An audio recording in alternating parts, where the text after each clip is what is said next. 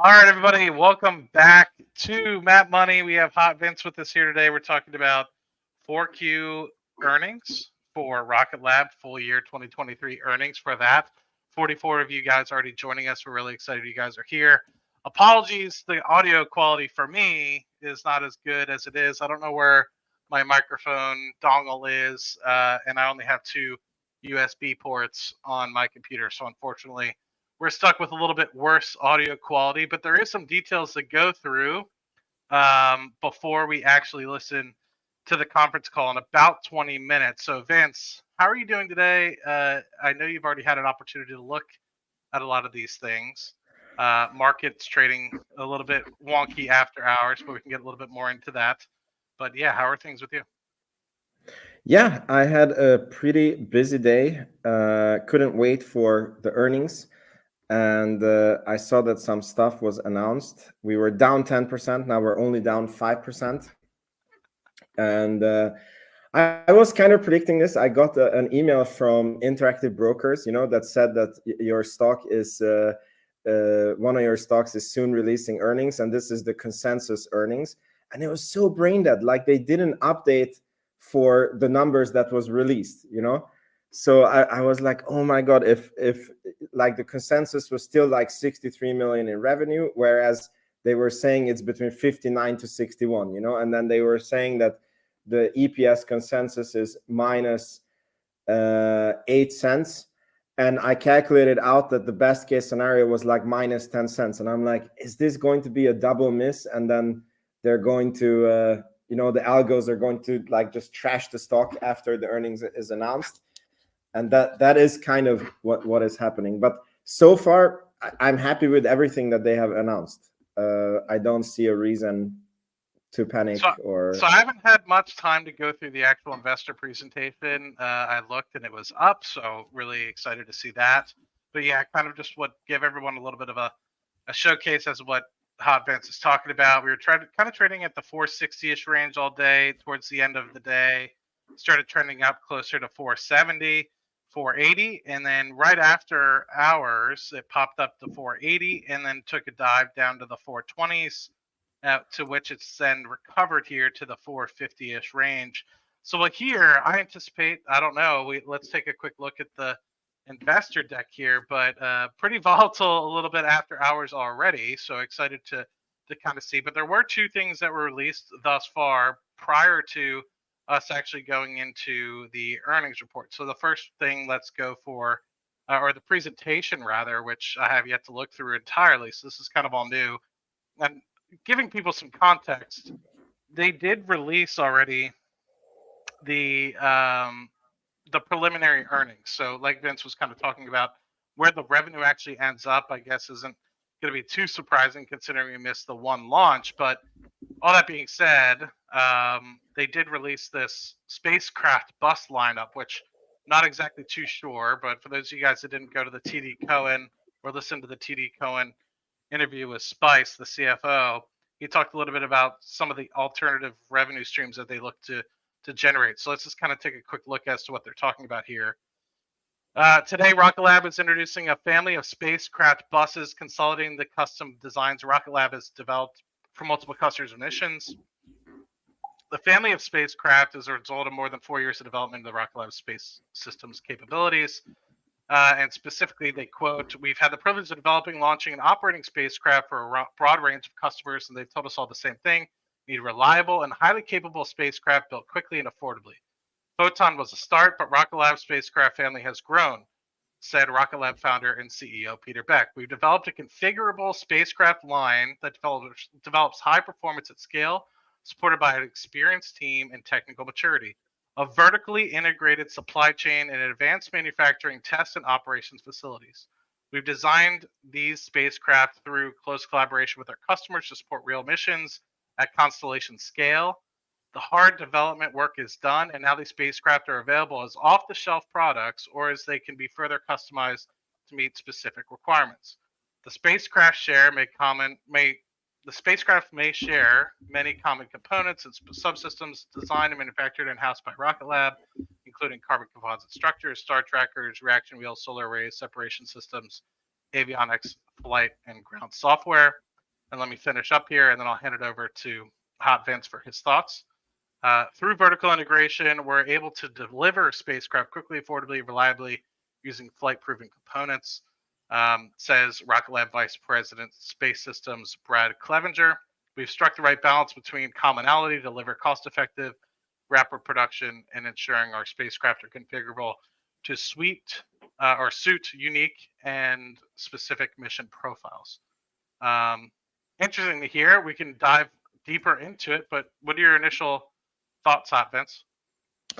I mean, I was laughing when I watched the video because I myself had a confusion on this because I read about what photon was, and then I also read that the Varda space factory was also a photon unit by Rocket Lab, and I was like, wait a minute, this doesn't make sense. Like, how can, like, that's a kick stage, and here it's like a like a space medicine factory, and how the F does the two connect? So I was laughing quite a lot, and I was like, okay, now it finally makes sense. And I do have this suspicion that we're getting an announcement, like something, because it's, why did they release this just before the earnings call, straight after the market closed? So I think that there will be stuff connected to that video in the earnings call. Hopefully a good announcement. Well, it seems like it because they're kind of announcing 4 different vehicles here, right? So the Photon, which we're all very familiar with, which is the original, kind of satellite um, for Electron kick stage with power, propulsion, communications, etc., to low Earth orbit. And then they're talking about, it being 200 to 300 kilograms. So launched on Electron for responsive space and all other sorts of things like cryogenic fuel demonstration, etc. Now they're talking about Lightning, which is a different one. Has potential for 12 plus year orbital lifespan in low Earth orbit. So a 3 kilowatt bus, ideal for high operational duties, telecommunications and remote sensing. Can be used on Neutron, many other medium and heavy launch vehicles, and based on the same custom design as the Globalstar MDA. Which I think we'll probably hear a little bit more about today. I don't know. We'll check the presentation out in just a minute. We have 15 minutes until the call starts. And then basically going to be the bus for the Space Development Agency, which, builds on this capability that they developed for the MDA and the Globalstar contract. And then Pioneer, which goes back to the photos that you saw from the Varda landing. This is kind of what they showed with respect to this. When I looked at it, I was like, this doesn't look like the Photon at all. So I was very confused. But designed to help support payloads of up to 120 kilograms, unique mission profiles like the Varda and Varda missions and space operations, can be launched on Electron, Neutron, or other vehicles. And then this Explorer, which is last, is going to look like be used for Capstone for the mission moon for Mars, and the Escapade mission to Mars. The Capstone mission to the moon, and then also the Escapade mission to Mars. So really, really interesting sort of realm of vehicles. But I guess it basically states and ends off with each of the spacecraft family is currently in production at a range of quantities for different customers. 40 satellites currently in backlog to support the rapid production of their family of spacecraft vehicles. Rocket Lab has established and advanced all this at their Long Beach headquarters, and also a 10,000 square foot clean room and 40,000 square foot of additional production to help support the constellation and class manufacturing and satellite assembly. So really, really cool material. Really, really cool material there. Any other thoughts on that one? That we could probably, dump into this Q4 earnings call presentation, and then I can get us logged in on the back end. Yeah, I think we should dive into the presentation. All right. Let me it's funny. pull it up. This is always the tough part, when we're on the live stream, to be able to like read it and talk about it at the same time and understand it. Well, we're all digesting it together, right? And I think it's exactly a lot of the fun piece about what we're doing here. So if anybody has questions, feel free to shoot. I have 109 of us here in the chat, 16 of which are on Twitter. So hello to our Twitter friends that are popping over. You guys be sure to join us. Let me just do one quick thing that I make sure that I have set up appropriately for the stream here. And I think we are good. Oh, Vince, damn, I didn't get your Twitter in here. Yeah, it's in my name, so it's no problem. Okay, very good. We could make sure to have it after the call. Yeah. But okay, so one of the things, so while we're kind of just diving into this, let me just make sure that I have in the background the earnings call pulled up, so that way within the next 10 minutes or so, we can be sure that we have the opportunity to listen in. Webcast, here we go. And I want to make sure that we get through this before. I'm not sharing the webcast. Okay, good. Whoop, whoop, whoop. You can hear it through this though. Okay, perfect.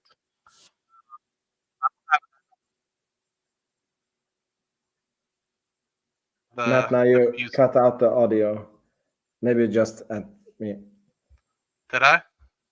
Now I hear you again. Oh, you hear me again? Okay. But you can't hear that background music, can you? No. Okay, good. All right, so let me put this.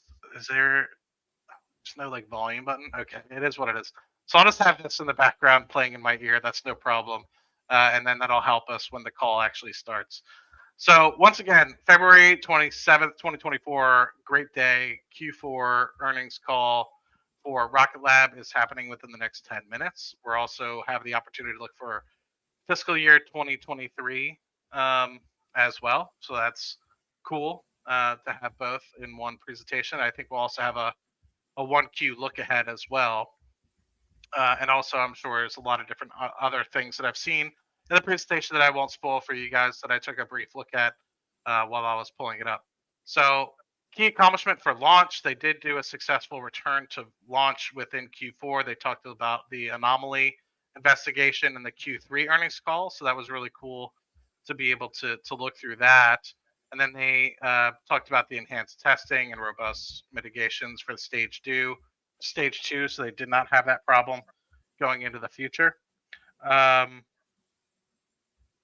Okay, Stock Trek Girl messages. Just saw that right now.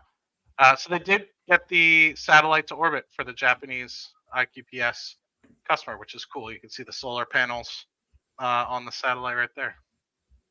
But that was unfortunately one less than I think that they wanted to do in Q4. So I think offsetting that, they talked about the 10 very successful launches with all the badges and everything like that happened in 2023 overall. And they were the only, I think this continues to be something that shows up year after year, only small launch provider to launch more than one orbital mission in 2023. Launched 3 successful missions from Virginia, which is their new launch pad. First HASTE launch mission, which opens hypersonic, which I think is really good. And then they're obviously the second highest number of launches for a U.S. launch provider behind SpaceX. So continued accolades for the small launch. Hot Vince, any thoughts on this one? No, it's largely what we have been expecting from them, So this is the part of the slide that is in the bag, so to speak. The easy stuff for us to go through, the easy stuff, exactly. They make it look easy, but it is the easy stuff, yeah. Oh wow, okay. This is new. Okay, this is an update to the manifest here. So for those of you that watched the Q3 and the forecast, kind of as they relayed as an intro to what's going to happen for 2024, that was 22 launches. It looks like now they're focusing on 25 total launches in 23. Sorry, 25 launch deals. Sorry, I'm losing myself here. This is not an update to the manifest. Sorry, we're digesting this as you are. They had 18 Electron contracts, 7 HASTE launch contracts, So far so good with that. U.S. and New Zealand launch sites are operational, help with cadence. So hopefully this means that they have the ability to slot in people if unfortunately somebody isn't ready to launch. But cool to see that there's 24, 25 more launches for Yeah. this one. I was a little bit confused. Sorry, I thought this was for an updated manifest. So um, interesting. Yeah, good. This is basically increasing the backlog for Electron by more than a year if we continue at the 22 launch cadence. Yeah. Cool. Space system. This one's I'm really curious about. So we know about the SDA contract. This is what this slide is about. 515 million. And to basically reiterate for people that are rather new to the position, Rocket Lab will basically they got awarded the tranche number 2 for the transport layer for the SDA, which is the Space Development Agency, which is a subset of SpaceX. Space Force, and uh, this is basically helping with warfighter space architecture. Yes, we are talking about Space Force, that sort of thing. So all 18 satellites will be kind of put into kind of for launch in the 2027 to 2028 timeframe. This does not include launch. This $515 million is strictly for the satellites. All 18 satellites will integrate subsystems, components built in-house by Rocket Lab, solar panel structure, star trackers, etc. Largest single contract in Rocket Lab history, 489 million plus 26 million of options and incentives. I think this is important because Spice talked a little bit about this. Getting this makes them a prime contractor for the U.S. government. So no longer do they have to go through like an MDA or Global Star or anything like that. They can go directly to the government, which obviously allows them to get more margin for every piece of kit that they develop. And not only that, but then they can subcontract out to people as well, which I think is very important for them to keep on track. But also, I think that this establishes them for the opportunity of also being able to provide launch capability for them as well. So, Vince, before I move on to the Global Star, is there any thoughts you want to add on this one? No, I mean, I exactly as you said, that this really opens the door to similar and bigger contracts, and I hope that they will mention what contracts they're bidding for, and hope to get an update on it. But I believe that this is the first in many such contracts to come. Yeah, I think so. I think you're right with that one. And they did state that this is. I don't know that. Jeff is listening in right here. He's trying to get the information. He's like, what's happening at Rocket Lab? Exactly. I'm buying, it's like, what are these people talking about? I'm buying ULA. Need to do some competitor research. Yeah, he's trying to get that insider knowledge, and not today, Jeffy. So, okay, so Global Star, this is specifically for the Apple satellites that they're trying to put in. So Apple contracted out to Global Star contracted out to MDA then contracted out to Rocket Lab for a lot of the components. So this is flight hardware being put into these particular satellites. So structural builds are underway for a lot of these 17 spacecraft for the MDA and Global Star contract. Components, subsystems built for in Albuquerque, Toronto, New Zealand, etc., integrated into the spacecraft, bringing this communications satellite constellation to life. Any thoughts on this one, Hot Vince? This is still Q4 2023. We haven't even got to the look ahead for 2024 yet. Yeah, no, not really. Yeah, no thoughts on this one. Okay. So the Escapade mission to Mars. So they're preparing for launch, I guess, in this third quarter. So this is fun because we're going to effing Mars. Everyone's talking about going to the moon. We're going to the Mars, my guys. So Red Planet. Both propulsion decks welded and complete. Environmental reviews done. First spacecraft ready for testing. Second close behind. And then next is the launch site ground operations. Interesting. Curious to see what happens with that. We got more stuff coming, my guys. So additional accomplishments as of today. So I'm curious to see with this one. Any thoughts about what you think this might be, Hot Vince? The capital raise. It must be the launches that they have done. Yeah. All right. I don't know what to think. I know that they mentioned the manifest. That's all I really recall seeing when I glanced through it literally for like 5 seconds before I brought it up. And Oh, did you see Johnny this? says the earnings is live. I'm listening. Okay, good. Let me just double check. Yes. I'm here. I'm listening to the music. Okay, good. When it comes up, Johnny, if I'm behind, let me know, my guy. Maybe that's what Johnny meant, that we get Yeah. to listen to the music. So we still have it in the background. I'm listening to it. That's the background music I've been talking about. Okay, so let's jump through this briefly. So here's the Neutron path to first flight. I'm sure they'll bring this up. What do we got? So we have the Archimedes engine build, test stand build.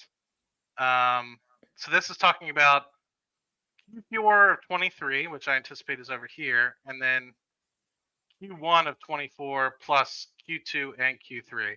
So stage 2 build I anticipate will be by the end of Q2, Q3. Archimedes hot fire test campaign, fairing build, interstage build, which I'm not sure what interstage build means. Is getting all your components together? Yeah, no clue. Not 100%. Did you see my tweet that in the NASA Spaceflight app you can see Neutron being scheduled for January 2025 launch? No, I did not see that. Yeah, I did not see that as of yet.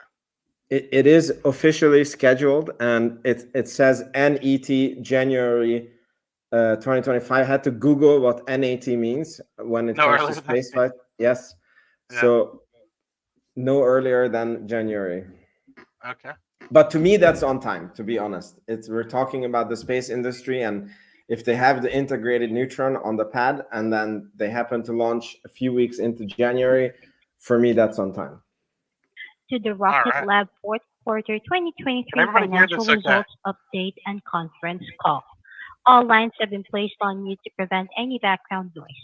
After the speaker's remarks, there will be a question and answer session. If you'd like to ask a question during this time, please press star and number 1 on your telephone keypad. If you would like to withdraw your question, please press star and number 1 again. Thank you. I'd now like to introduce to the call Colin Canfield, Head of Investment and Relations. Colin, you may now begin. Matty Capital, your line is now up. Hello, everyone. We're glad to have you join us for today's conference call to discuss Rocket Lab's fourth quarter and full year 2023 financial results. Before we begin the call, I'd like to remind you that our remarks may contain forward-looking statements that relate to the future performance of the company. And these statements are intended to qualify for the safe harbor protection from liability established by the Private Securities Litigation Reform Act. Any such statements are not guarantees of future performance, and factors that could influence our results are highlighted in today's press release, and others are contained in our filings with the Securities and Exchange Commission. Such statements are based upon information available to the company as of the date hereof and are subject to change for future developments. Except as required by law, the company does not undertake any obligation to update these statements. Our remarks and press release today also contain non-GAAP financial measures within the meaning of Regulation G enacted by the SEC. Included in such release and our supplemental materials are reconciliations of these historical non-GAAP financial measures to comparable financial measures calculated in accordance with GAAP. This call is also being webcast with a supporting presentation, and a replay and copy of the presentation will be available on our website. Our presenters today are Rocket Lab founder and Chief Executive Officer, Peter Beck, and Chief Financial Officer, Adam Spice. Peter, my guy. After our prepared comments, we will take questions. And now let me turn the call over to Mr. Beck. Yeah, thanks, Colin. So we've got a lot of great achievements and milestones to share across Q4 2023 and Q1 2024. Adam will then talk through our financial results for the fourth quarter before covering the financial outlook for Q1 2024. After that, we'll take questions and finish today's call with near-term conferences that we'll be attending. Okay, on to what we achieved in the fourth quarter for the year, starting with our launch business. So we had a successful return to flight in Q4. We rounded out 2023 with that flight, successfully deploying a satellite for a Japanese customer, IQPS. This launch marked the conclusion of an in-depth round-the-clock investigation that got to the bottom of the issue we'd experienced on the previous launch. With mitigations now in place for future missions, we're starting to pick up the launch pace for this year. In Q4, we also hit a new annual launch record, ending the year with 10 launches, besting our previous record of 9. Not only did we reach this record, but we also commenced launches from our US launch site, introduced and launched our HASTE suborbital hypersonic vehicle for the first time, and we were the only small launch provider to launch more than one orbital mission in 2023. Overall, a strong year for the Electron team with plenty of firsts and new records, and we look forward to building on that this year.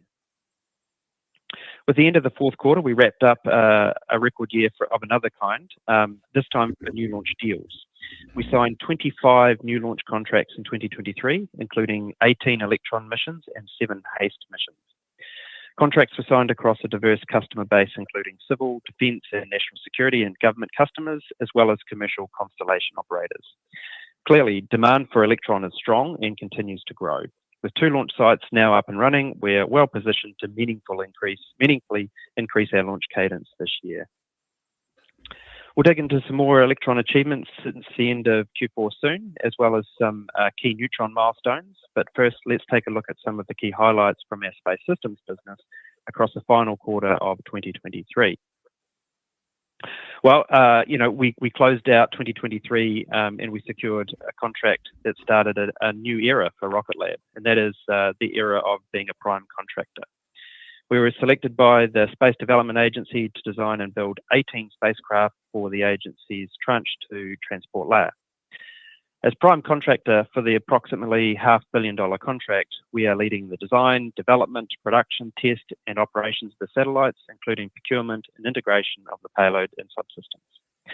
It's our largest single contract to date and establishes Rocket Lab's position as a leading satellite prime contractor, providing supply chain diversity to the Department of Defense.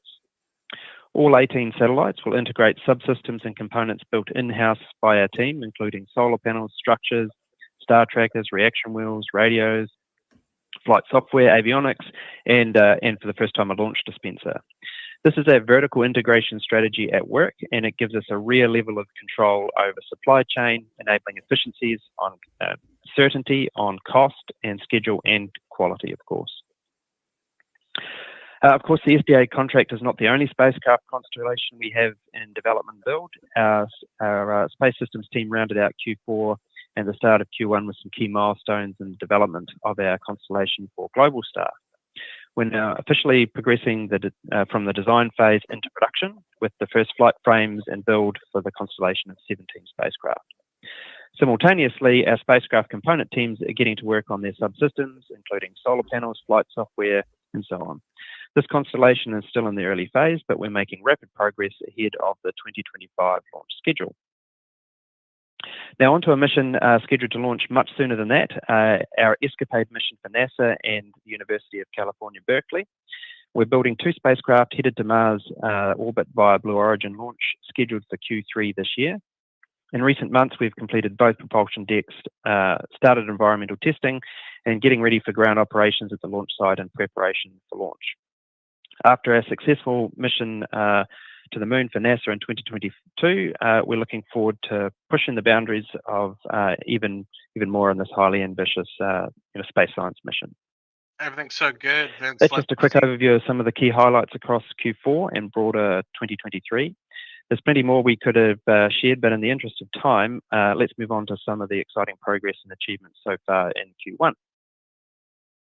Okay, Neutron's path to first flight. So there's more green across the board, which is what we always like to see, with Neutron team delivering on some key milestones at the end of last year and in early 2024. But let's dive into some of the details. So with Neutron vehicle development, we've hit my favorite part of the development program. Real flight hardware is not only coming off the production line, but it's entering the integration test phase in preparation for first flight. The avionics team has kicked some major goals with successful hardware in the loop testing for simulated flights to orbit as well as landings. This is a process where we integrate real flight software with real flight avionics and hardware to get thousands of simulated flight environments.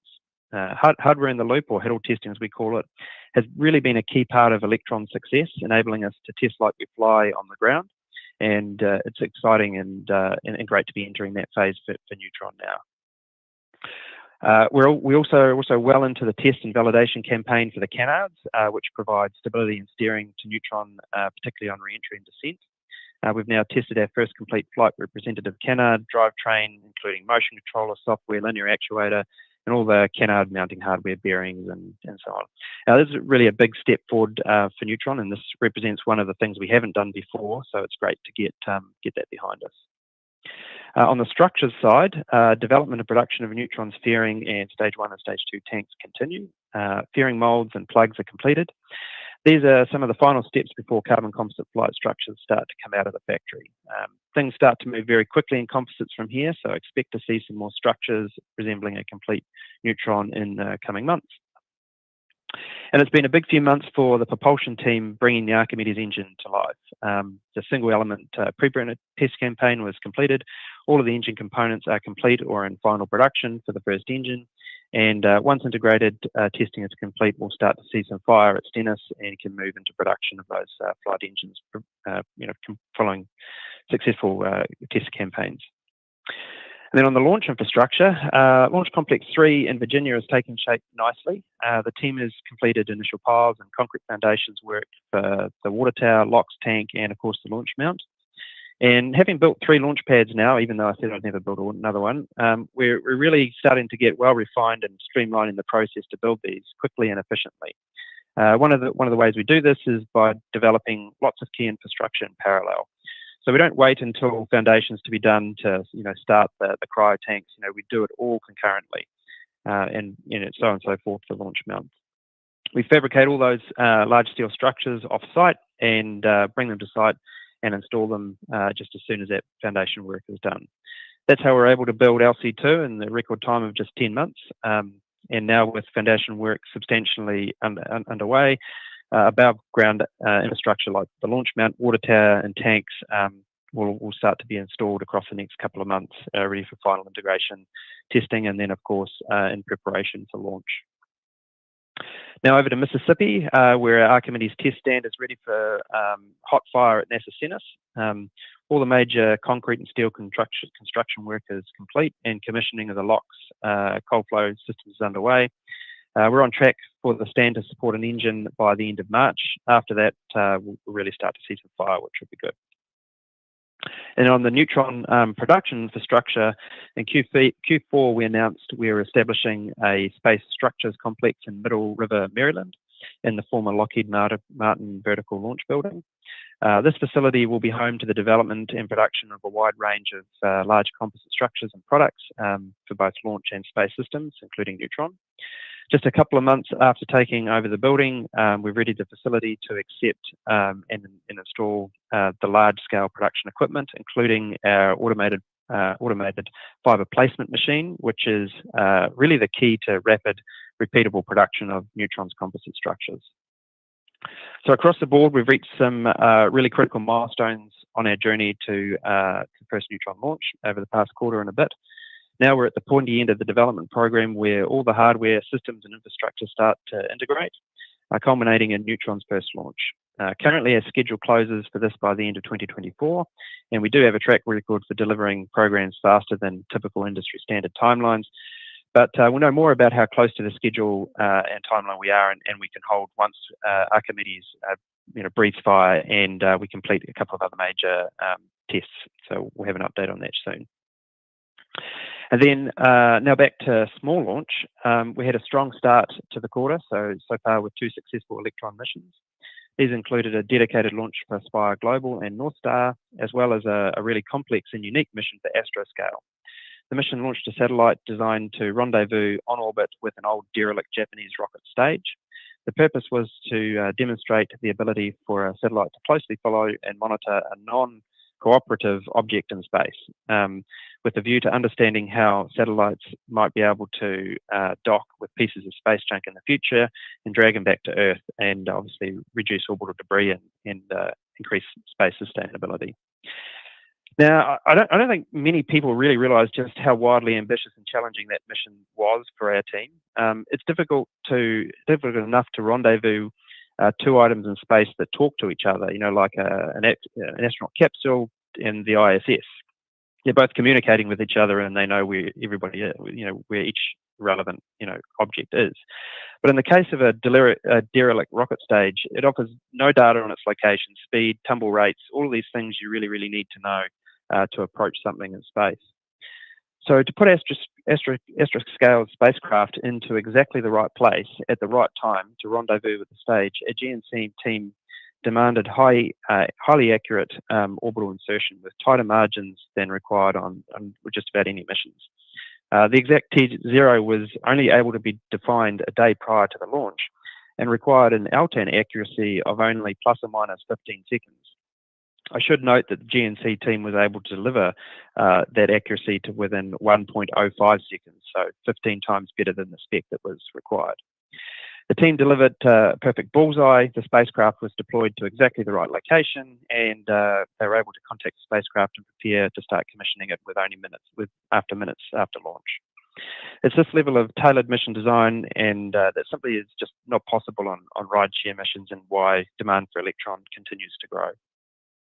With 2 launches down, we have 2 more to complete this quarter, including a mission for Spacecraft from LC-1 on March 9 UTC, followed by a dedicated launch for the National Reconnaissance Office on March 20 UTC from LC-2 in Virginia. The missions are a testament to the trust and value of our customers' place in Electron, since this will be Electron's 4th launch for Spacecraft and 5th launch for the NRO. It will, however, be our first NRO launch from US soil, so we're excited to demonstrate responsive launch capability for the DoD on 2 continents. Not only did we launch 2 missions from Q1 so far, but we brought an Electron back too. We recovered Electron's first stage from the Spire mission in January, bringing it back for an ocean recovery. Electron's recovery process has been iterative, enabling us to make small modifications and improvements to the stage and marine recovery process without causing a slowdown on the rocket production line, enabling us to keep increasing Electron's launch cadence. Generally, a program like this would cause a lengthy pause in production to allow for design freezes and production changes. But by taking small steps on each flight, we've been able to continue delivering the launch service to our customers and the one that they rely on. Happily, this process has yielded successful results. The January mission saw Electron come back in the best condition yet. The stage is currently undergoing hydrostatic testing to determine if we're comfortable to put it back on the pad. The next milestone for the recovery program is to fly a mission with 9 pre-flown Rutherford engines. You remember that we successfully relaunched a single Rutherford engine late last year, so now we're going to put all 9 of them through their paces. So keep an eye out for that milestone coming. Right, on to some of the key highlights for our space systems since the end of Q1. And just last week, we achieved a world first, successfully re-entering a capsule from orbit that was used to manufacture pharmaceutical products in space. We designed and built and operated the spacecraft for Varda Systems Industries to host their in-space manufacturing capsule. Launched in June last year, the spacecraft was initially designed to operate in orbit for around 4 months before being deorbited into the Utah desert. However, lengthy delays in regulatory approvals to bring the spacecraft home meant that we ended up on orbit for more than 8 months, and in a testament to both our spacecraft builders and operators that performed flawlessly for that extended duration. Now, operating a spacecraft is one thing, but bringing it home and landing it within a tiny designated area is quite another. Our team managed 24/7 flight operations, conducted multiple engine burns, and carrying out real-time trajectory calculations and adjustments to set the capsule on a course for the Utah testing and training range. For context, the margin of error is less than 0.05%, and if an engine burn is even a fraction of a second too long or too short, you end up hundreds of miles away from your designated landing zone. This is typically the stuff of huge government programs and decades of development. The only other company to successfully re-enter a capsule from orbit for a purely commercial mission is our friends over at SpaceX. So we've joined a very elite club and on our first attempt. This mission was the first of 4 missions that we have booked for Varda, and the next spacecraft is built and ready for launch in the middle of the year. Excitingly, the lessons we've learned on this program are helping inform future projects, including scientific sample returns, point-to-point cargo delivery, and of course, human spaceflight capability on Neutron in the future. So on that note, before I hand it over to Adam to talk through the financial highlights and outlook, it's a fitting time to share an update on our wider spacecraft programs. In 2020, we launched our very first Rocket Lab built satellite called Photon. It was really a defining moment for the business, a line in the sand where we became an end-to-end space company, not just a launch provider. Since then, we've had the privilege of developing, launching, and operating spacecraft for a broad range of customers, and they've all told us the same thing. They need a reliable, highly capable spacecraft built quickly, affordably, and at scale. And we've done this. We've developed a spacecraft that has delivered a successful mission to the moon for NASA. We've developed twin spacecraft for a mission to Mars. We're building constellations of half-ton spacecraft for SDA and MDA. And of course, we've proven spacecraft reentry capability now too. As we've delivered more and more successful spacecraft missions, demand for these spacecraft or similar variants on them has grown. So we've expanded beyond Photon to create a full family of standard spacecraft buses. So allow me to formally introduce Lightning, Pioneer, Explorer, and of course the original Photon. Lightning is our newest spacecraft bus designed for a 12-year plus orbital lifespan in LEO. It utilizes electric propulsion, delivers high power and radiation tolerance, and incorporates full redundancy in all critical subsystems. This is a half-ton, 3-kilowatt bus, ideal for communications, imaging, and remote sensing. Then there's Pioneer, a highly configurable platform designed to support large payloads and unique mission profiles, including reentry. For interplanetary missions, there's Explorer, a high delta V spacecraft with around about a kilowatt of power, large propellant tanks, and precision orbit determination system, ranging transponder, and all the things you need to go into deep space. Explorer enables small spacecraft missions to planetary destinations, near-Earth objects, and Earth-Moon Lagrange points.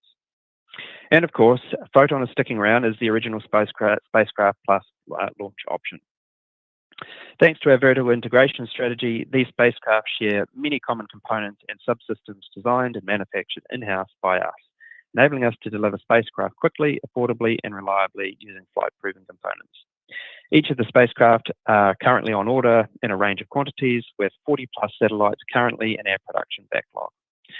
So from humble beginnings with one spacecraft just 4 years ago to a full family of them designed to serve commercial and government partners is certainly an exciting time for our space systems business. So that wraps up the key business highlights from Q4 2023 and Q1 this year so far. From here, I'll hand over to Adam to take us through the financial updates. Over to you, Adam. Thanks, Pete.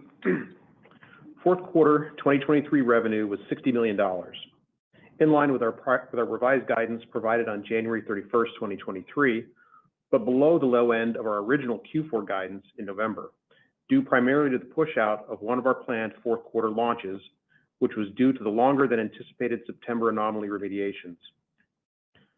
Fourth quarter revenue represented a sequential decline of 11.3% due to the reduction of launches from 3 in Q3 to 1 in Q4, partially offset by continued growth in our space systems business. On a full year basis, 2023 revenue was $244.6 million, with impressive growth of approximately 16% year on year, especially when taking into consideration the effect of September's electron anomaly. Our launch services segment delivered revenue of $8.5 million in the quarter from one launch, which is above our targeted average selling price of $7.5 million and consistent with our revised guidance of $8.5 million. Our current aggregate electron backlog reflects an average selling price of $8.1 million, and we're encouraged by a funnel of new business that is consistent with this pricing level. On a full year basis, launch delivered revenue of $71.9 million, or an increase of 18.5% year on year. Our space system segment delivered $51.5 million of revenue in the quarter, which was up 11.2% sequentially and in line with our revised guidance of $50.5 to $52.5 million, with sequential growth driven by our MDA satellite bus contract, as well as growth in our component businesses.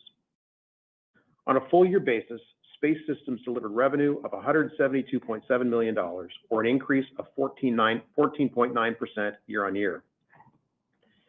Turning to gross margin, GAAP gross margin for the fourth quarter was 25.8%, in line with our revised guidance of 24.8 to 26.8%, while non-GAAP gross margin for the fourth quarter was 32.3%, which was in line with our revised guidance of 31.4 to 33.2%. GAAP and non-GAAP gross margin performance reflects improved mix in both our merchant component and satellite manufacturing businesses, partially offset by the effect of less overhead absorption in our launch business due to only one Electron launch in the quarter. We ended Q4 with total production-related headcount of 852, up 36 from the prior quarter. Turning to backlog, we ended Q4 2023 with just over $1 billion of total backlog, with launch backlog of $248.3 million and space systems backlog of $797.8 million. Relative to where we ended 2022, total backlog was up 108%, or $542.5 million, thanks primarily to the $489 million base portion of December's $515 million SDA Beta award. For space systems, backlog was up 106% year over year, or $410.4 million, again, largely due to the SDA Beta contract signing. In our launch services business, backlog was up over 213% on the back of multi-launch Electron deals with government and commercial partners, along with strong HASTE bookings. We expect approximately 41% of current backlog to be recognized as revenues within 12 months as we scale our work in Electron, HASTE, MDA, and other space systems projects. Oh, yes. Turning to operating expenses in the quarter, GAAP operating expenses for the fourth quarter of 2023 were $63.4 million, in line with our revised guidance of $62.5 to $64.5 million. Non-GAAP operating expenses were $53.5 million, again consistent with a revised guidance of $52.5 million to $54.5 million.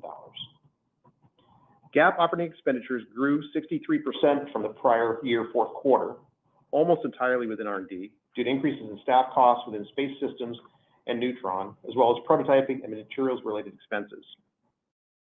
Non-GAAP operating expenditures grew 95% year over year, largely due to the same reasons as above, less the effect of stock compensation expenses. Now focusing on the quarter-over-quarter changes. As mentioned in the prior slide, GAAP operating expenses for the fourth quarter of 2023 were $63.4 million, and non-GAAP operating expenses were $53.5 million. The increase in both GAAP and non-GAAP operating expenses versus the third quarter of 2023 were primarily driven by a reduction in contra R&D credit that wrapped up in Q4 related to Neutron upper stage development from our U.S. government partners, as well as the impact of increases in headcount and increased depreciation and amortization expenses related to the recent CapEx additions. In SG&A, GAAP expenses declined $1.3 million quarter on quarter due to a decrease in performance reserve escrow related to our ASI acquisition, partially offset by an increase in change in contingent consideration related to our PSC acquisition. Non-GAAP SG&A expenses increased by $500,000, primarily due to increases in headcount, along with the increase in outside services expenses. Q4 ending SG&A headcount was 247, representing an increase of 11 from the prior quarter. In R&D specifically, GAAP expenses increased $10.9 million quarter on quarter due to the previously mentioned roll-off of contra R&D credits related to Neutron upper stage development, as well as an increase in Neutron development spending, offset somewhat by a reduction in stock-based compensation expense. Non-GAAP expenses increased by $13.3 million due to the same underlying factors driving the GAAP spending increases. Q4 ending R&D headcount was 585, representing an increase of 65 from the prior quarter.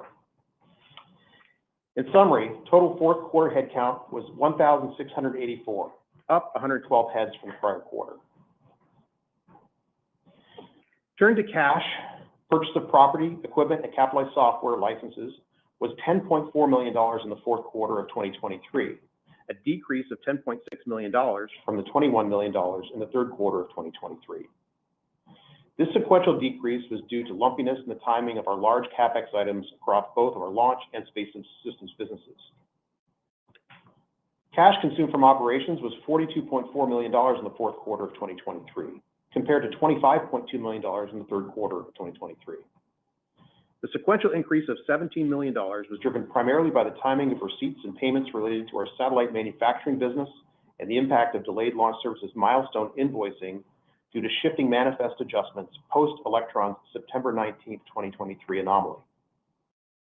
Overall, non-GAAP free cash flow, defined as GAAP operating cash flow reduced by the purchase of property, equipment, and capitalized software in the fourth quarter of 2023, was a use of $52.6 million, compared to $46.2 million in the third quarter of 2023, or a more apples-to-apples comparison of $54.6 million when including the impact of our asset acquisitions, most of which is classified as PP&E.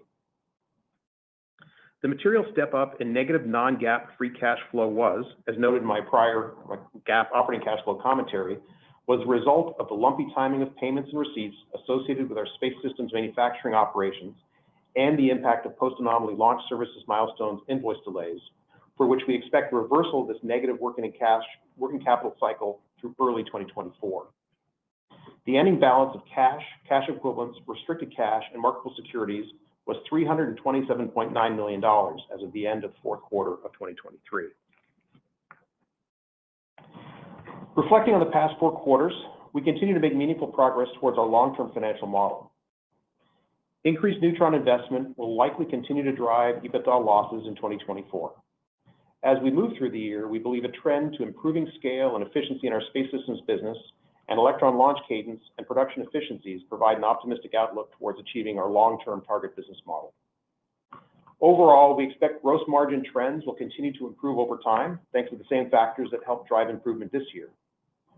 In terms of when we can get to adjusted EBITDA break-even, Neutron investment, especially R&D spend, continues to be the pacing item to achieve this critical milestone. Turning to our recent fundraising of $355 million in convertible senior notes. With this financing, we believe we secured a large quantum of cost-effective and shareholder-friendly capital. The roughly $300 million of proceeds, net of our capped call and deal fees, positions the company to exercise inorganic options to further vertically integrate our supply chain with the critical capabilities that are consistent with what we have done successfully in the past, which has enabled larger and more strategic program wins like the recent $500 million SDA program. With that, let's turn to our guidance for the first quarter of 2024. We expect revenue in the first quarter to range between $92 and $98 million, representing sequential revenue growth of between 53% and 63%. This range reflects $60 to $65 million of contribution from Space Systems and $32 to $33 million from Launch Services, which assumes 4 launches. Although modestly lower than what we previously expected for Q4 just a few months ago, we don't want to understate how encouraged we are with the magnitude of this forecasted quarter-on-quarter growth and how positively it reflects on the capabilities of the team to deliver this level of growth in such a complex and competitive set of businesses. We expect first quarter GAAP gross margin to range between 24 to 26% and non-GAAP gross margins to range between 29 to 31%.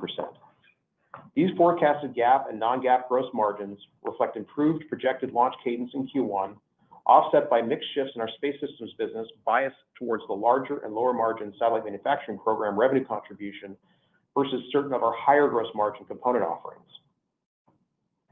We expect first quarter GAAP operating expenses to range between $73 million and $75 million, and non-GAAP operating expenses to range between $62 million and $64 million. The quarter-on-quarter increases are driven primarily by increased Neutron investment, including staff costs, prototyping and materials, as well as the runoff of contra R&D credits related to our Neutron upper stage development agreement with the U.S. Space Force. We expect first quarter GAAP and non-GAAP net interest expense to be $1.5 million. We expect first quarter adjusted EBITDA loss to range between $28 and $30 million, and basic shares outstanding to be approximately 490 million shares. And with that, we'll hand the call over to the operator for questions. We're now opening the floor for the question and answer session. If you'd like to ask a question, please press star and number 1 on your telephone keypad. Our first question comes from Andres Sheppard from Cantor Fitzgerald. Your line is now open. Hello, everyone. Good afternoon. Congratulations on the quarter, all the launches, the development of the Neutron. It sounds like it really was a busy quarter. So congrats on all the developments, and thanks for taking our question. Was just wondering if maybe you can give us some color as to how we should think about scaling and timing of other opportunities in Space Systems across both maybe satellite manufacturer and components, and maybe how should we think about a reaction wheel in your backlog versus revenues of contract? Thank you.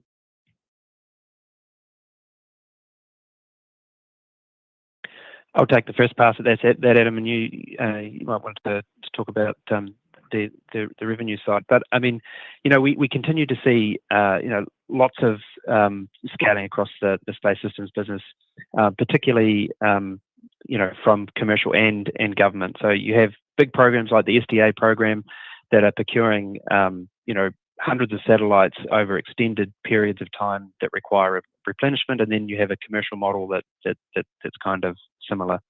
So as those constellations and those government programs continue to build out, and we continue to either supply what we've already won or win more, the corresponding timing of that revenue will scale appropriately. But maybe Adam, you have further comment.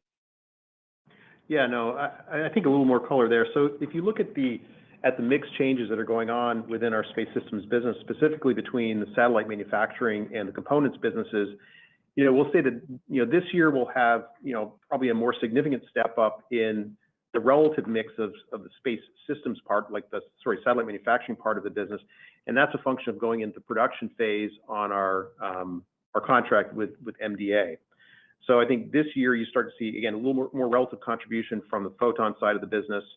But we are seeing very, very significant growth also from the components. It's just coming, from a different base. When you think specifically, you also asked about the reaction wheel business and kind of where that is. I think you're probably referring to the mega constellation win that we've announced some time ago, and so that starts to ship in meaningful ways this year as well. So we see, again, very encouraging growth across the satellite manufacturing, but also components. In this case, this year will be a very good year for growth in our reaction wheel business, particularly tied to that one mega constellation deal that we announced a couple of years ago. Got it. That's super helpful. I appreciate all of that context. Maybe one follow-up for you, Adam. In regards to the $515 million contract award with the Space Development Agency, I'm wondering if maybe you can give us some color as to how we should be thinking about in terms of modeling it, in terms of revenue recognition. I understand there's a base amount of a little less than $490 million, and I think work for this contract has already begun. But just wondering if maybe you can give us some direction as to how we should be thinking about it in terms of recognition for revenue. Thank you. Sure. Yeah, for this contract in particular, it's not too dissimilar to other satellite build contracts in the fact that it's more back-end loaded. It's not like under this contract we will recognize revenue as we expend resources against the program to complete it. So under what they call an EAC basis under ASC 606. So if you think about this year is really all about kind of finalizing the design elements of the program, and the majority of the revenue ultimately gets recognized as you're kind of starting to build hardware and start to pull things to the floor. So this year, we will recognize some revenue against the contract because there is, cost to complete kind of the design elements of it. But what you really see is the more meaningful contribution of revenue will start up probably more towards the second half of 2025, and then ultimately the satellites begin shipping and ultimately ship in 2027. Now, what we'll say is that if you think about the kind of the working capital kind of elements of this deal is revenue recognition is not tied to kind of cash receipts, and will be positive from a working capital perspective on this contract, because we have to at some point we receive the payments from the customer, and then we have to forward some of those payments obviously to our long lead vendors. But we have modeled this contract to be cash flow positive from its inception. So this is one where it's both good from a working capital perspective, but also it's going to build nicely from a revenue contribution as we progress through 2024 and into 25 and beyond. Wonderful. That's super helpful. I appreciate that. Congrats again on the quarter. I'll pass it on. Thank you.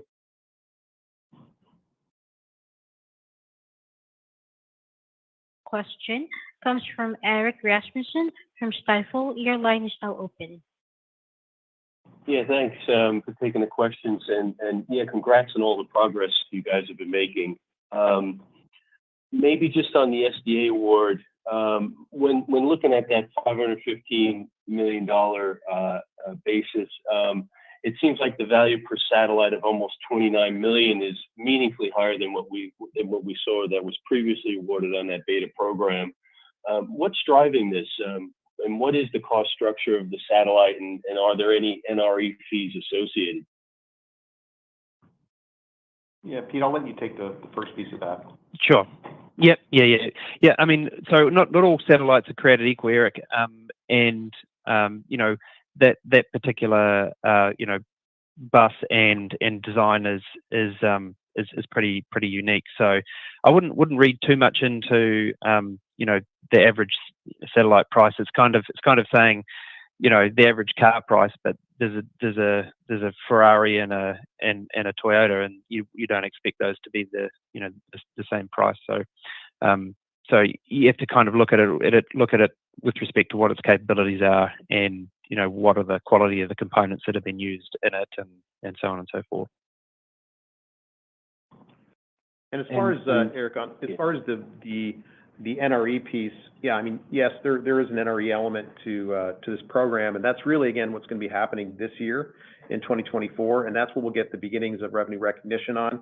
It certainly won't be a very significant portion of the overall contract value, but it's also, not completely immaterial. So as we progress through 2024, we'll be able to provide more color on what that rev rec looks like. It's a little bit early because the contract is relatively new and we're still going through a lot of program details. But again, as we progress throughout the year, we should have much more, kind of ability to provide color on kind of the timing and the magnitude of the incremental contribution from the NRE phase of this contract.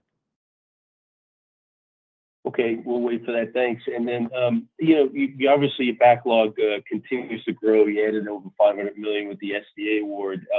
Can you just comment on some of the types and sizes of potential deals, whether on the government or commercial side that you're tracking, or maybe some qualitative comments to highlight the opportunities or maybe the programs you guys are looking at? Yeah, sure. I mean, so obviously, Eric, SDA is a big one. I mean, it's, as I mentioned in a previous answer, these are spacecraft that require replenishing.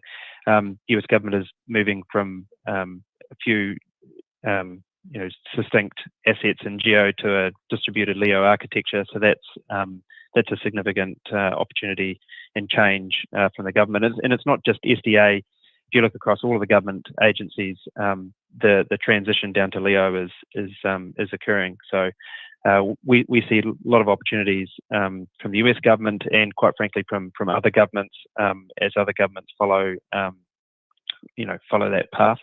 And then on the commercial side, there's a number of constellations that we continue to track, but we'll always be pretty selective about the work that we take on. And I think we mentioned before that we only really take on work that we believe is strategic to the longer term vision of the company, and we'll continue to follow that process. Yeah, and Eric, I'd add a little bit to that too. I mean, if we had this big step up, as you noted, related to the SDA contract, and I think it's a very meaningful one for us because, again, we're priming that mission. We're not a sub, we're the prime for it. So I think that opens up other opportunities to take on bigger and bigger prime projects. But I think with this big step up, I think we can also kind of look forward to really, as we get closer and closer to getting Neutron to the pad. Obviously, that's going to be an opportunity to significantly build our backlog in a very, very meaningful way, given the estimated average selling price of that vehicle versus Electron.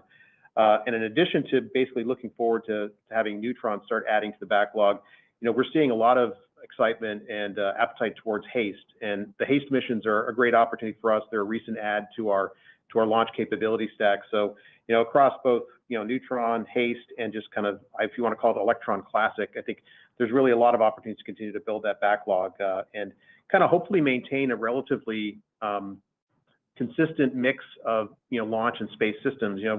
When Pete and I kind of we're looking at how we want to model this business going forward, we do like the predictability that space systems brings with it across components plus large program opportunities, because launch is always going to be a lumpier business.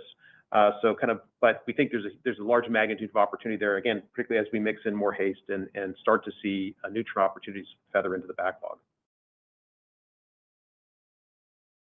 Great. Maybe if I could just ask one more on the convert deal you announced.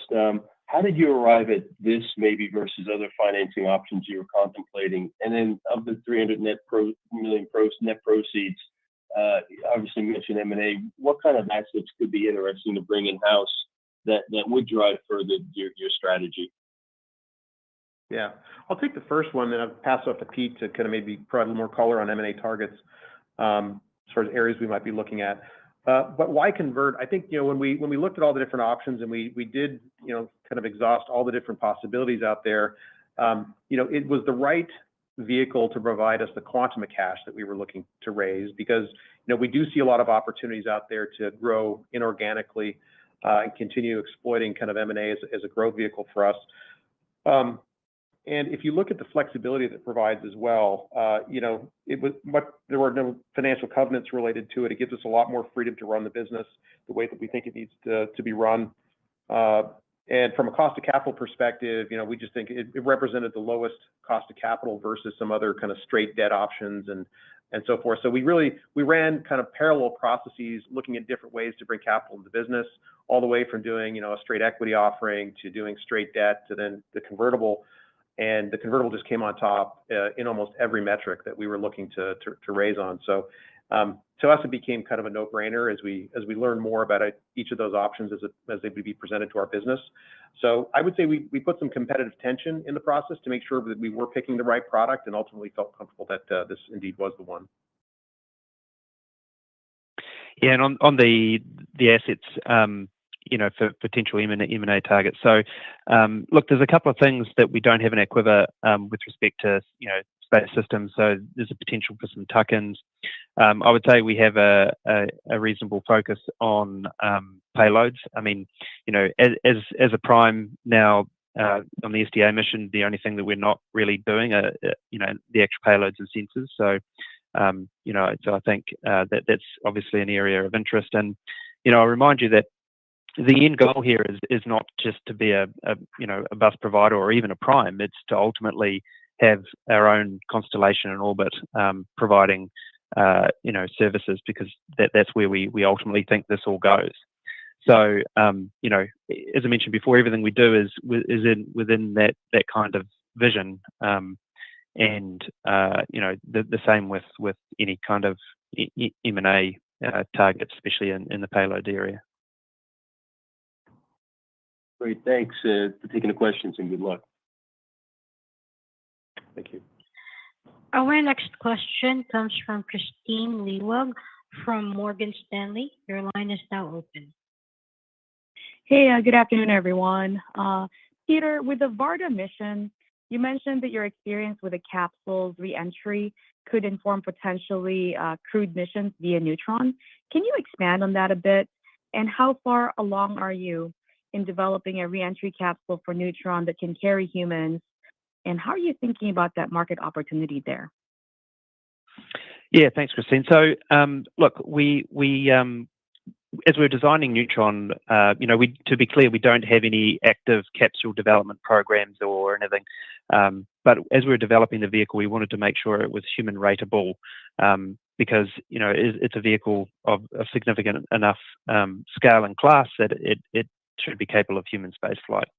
So it's definitely something we pay close attention to.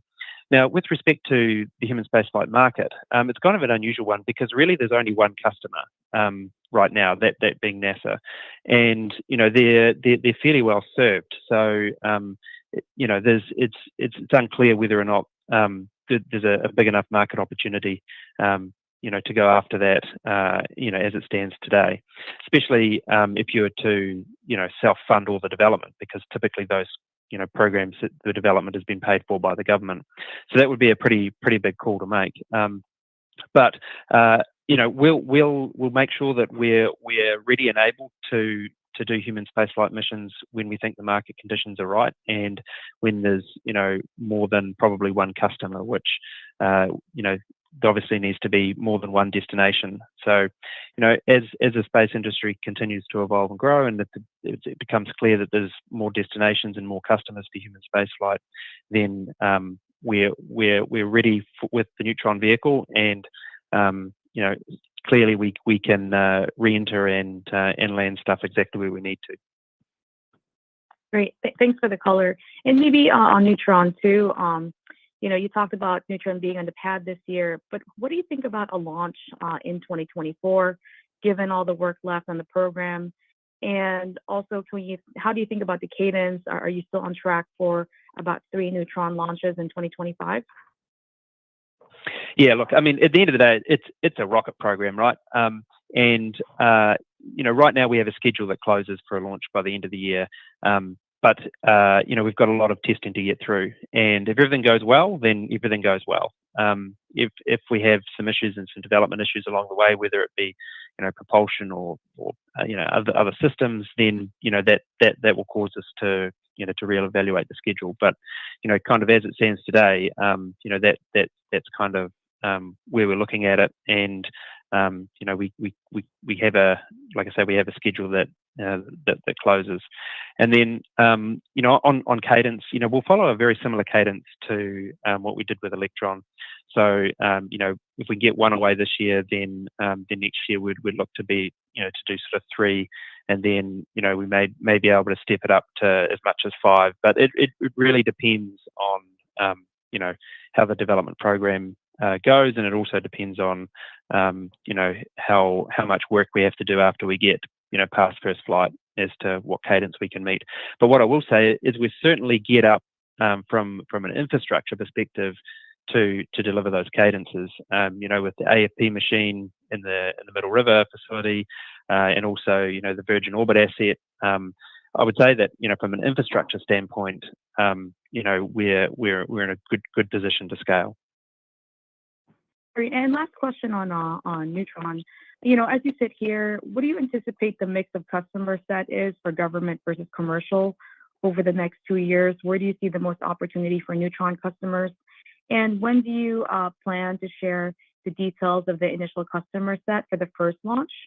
And ultimately, do you expect to launch Neutron from both Wallops and New Zealand? Sure. So, we certainly hope for a mix of sort of 50-50. We've found that to be pretty about right for Electron. I think it provides a good mix. There's a plenty of government customers that are looking forward to the vehicle coming online, and equally so commercial customers. So I have no reason to believe that we won't see a very a different mix. And then with respect to Wallops and New Zealand, so it will only launch from Wallops. New Zealand is not a viable launch site for a vehicle of this size. To give you a sense of scale, if we took all of the liquid oxygen produced in New Zealand, it would half fill a Neutron tank once. So it's just not the industrial base to be launching this vehicle of this class down in New Zealand. So it'll be exclusively a Wallops pad to start with, for sure. Great, thank you for the color. No worries. Our next question comes from Calvin Rumor from TD Cowen. Your line is now open. Thank you very much. And so your gross margin, you've indicated, is going to be lower in the first quarter than the fourth. And yet, if you hit the target, you're going to have 4 launches versus 1. And you've basically made the point that, there's this huge leverage in terms of more launches. So, how come the gross margin is down? You mentioned systems, but is the launch margin up sequentially? Yes. So, okay, I'll take that one. So Yeah, the launch margin actually does increase sequentially based on those increased number of launches. It's really all consumed, though, and then some by Space Systems, is again a result of a disproportionate growth on the system side of things as we move into the production phase of the MDA contract. So again, it's kind of a goodness on the launch side does get consumed by kind of just the mix on the Space System side. So the benefit of these large Space System contracts is obviously scale and absolute dollars that flow, but they do come at a lower gross margin versus our components business. So over time, it's really all about managing that mix of these kind of larger, lower gross margin programs on the manufacturing side of Space Systems versus the higher margin component sales and the increasing gross margins that we expect from our launch business as we continue to grow or scale the cadence of Electron throughout the year. Thank you. And then a second one, HASTE. You mentioned you got 7 orders in 23. What percent are they? How many are they out of your manifest of 22 this year? Roughly, when do they go, and how does their profitability compare with an Electron launch? Yeah, so we have 2 HASTE missions on the manifest for 2024 out of the total 22 manifested. And if you look at the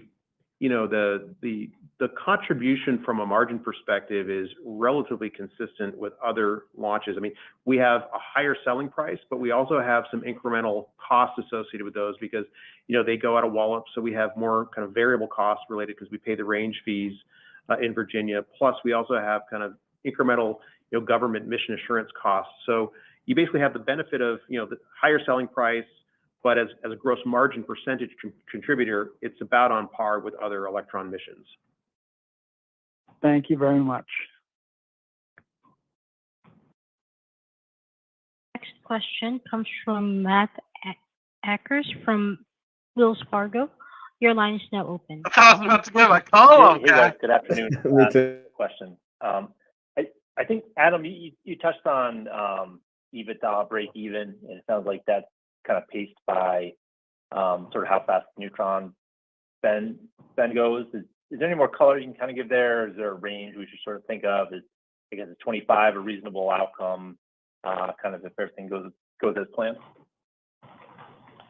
Yeah, so as we progress through 2024, we expect obviously growth on the top line to continue. We expect gross margin expansion. All of that really does get consumed by a step up in investment for Neutron.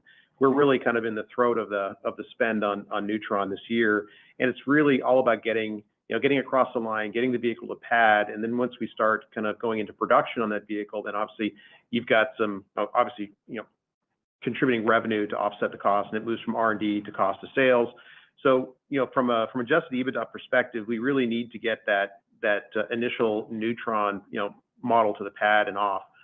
So if you think about our timing, again, if we're successful in the green light schedule hold, as Pete talked about earlier, where we get the launch off by the end of this year, that's really kind of that cresting point. And so not too long after that, we should really be in the phase where we could be, looking down at line of sight to adjusted EBITDA positivity. But it really can't happen practically without getting that first Neutron off. Got it. Thanks. That's helpful. And then I guess just to go back to the M&A discussion, I think you highlighted some of the assets you might be looking at. Are those assets coming available for sale? Are the prices reasonable? Just any color on what you're seeing in the market out there. I'll let Pete take a first stab at that. Yeah, sure. Thanks, Adam. Yeah, I mean, bear in mind that a lot of these potential acquisitions are companies that we've worked with for many years, and we know well. That's kind of been our normal kind of modus of operation. So it's less, what's coming to market and what people are delivering to our plate rather than strategically, going through and working out the ones that we really need. So it's not about, for us, it's not about buying revenue. It's about making sure we have the capability in house and with the end goal of doing our own thing in the future. I think privately funded, privately held companies seem to have, I've noticed it seemed to have kind of been slightly insulated from some of the value destruction that publicly traded companies may have experienced. So, we are seeing probably prices and asks that are a little bit higher than might be benchmarked against public companies, but yeah, I mean, Adam, you might have some more to say about that, but that's typically what we're seeing. Yeah, Matt, I would say that the expectations of sellers remains high. I think, though, we are seeing now, maybe we're getting to a breaking point because we've seen sale processes that have been broken, so where a transaction hasn't been reached by privately held companies. So I think that they're meeting a lot of resistance with their expected price tags. So hopefully that starts to kind of drive a change in sellers' behaviors and expectations. I think at some point they'll have to realize that ultimately the buyers, if they're not just going to trade amongst kind of private equity players, that it's these public market larger companies that have liquidity and currencies to use, that they've got to kind of come in line more with public market valuations. And again, hopefully we're getting closer to that. But I would say that we're seeing some pretty interesting things out there that we think are actionable, that fit well within our portfolio, that help us to continue vertically integrating our business. And again, I think the reason for the timing of the convert raise was really to enable us to capitalize on those opportunities. So yeah, a combination of kind of sellers getting maybe a little bit more realistic, combined with the having the dry powder on the balance sheet, we think positions us well to take advantage of deals in the coming periods. Great. No, very helpful color. Thank you.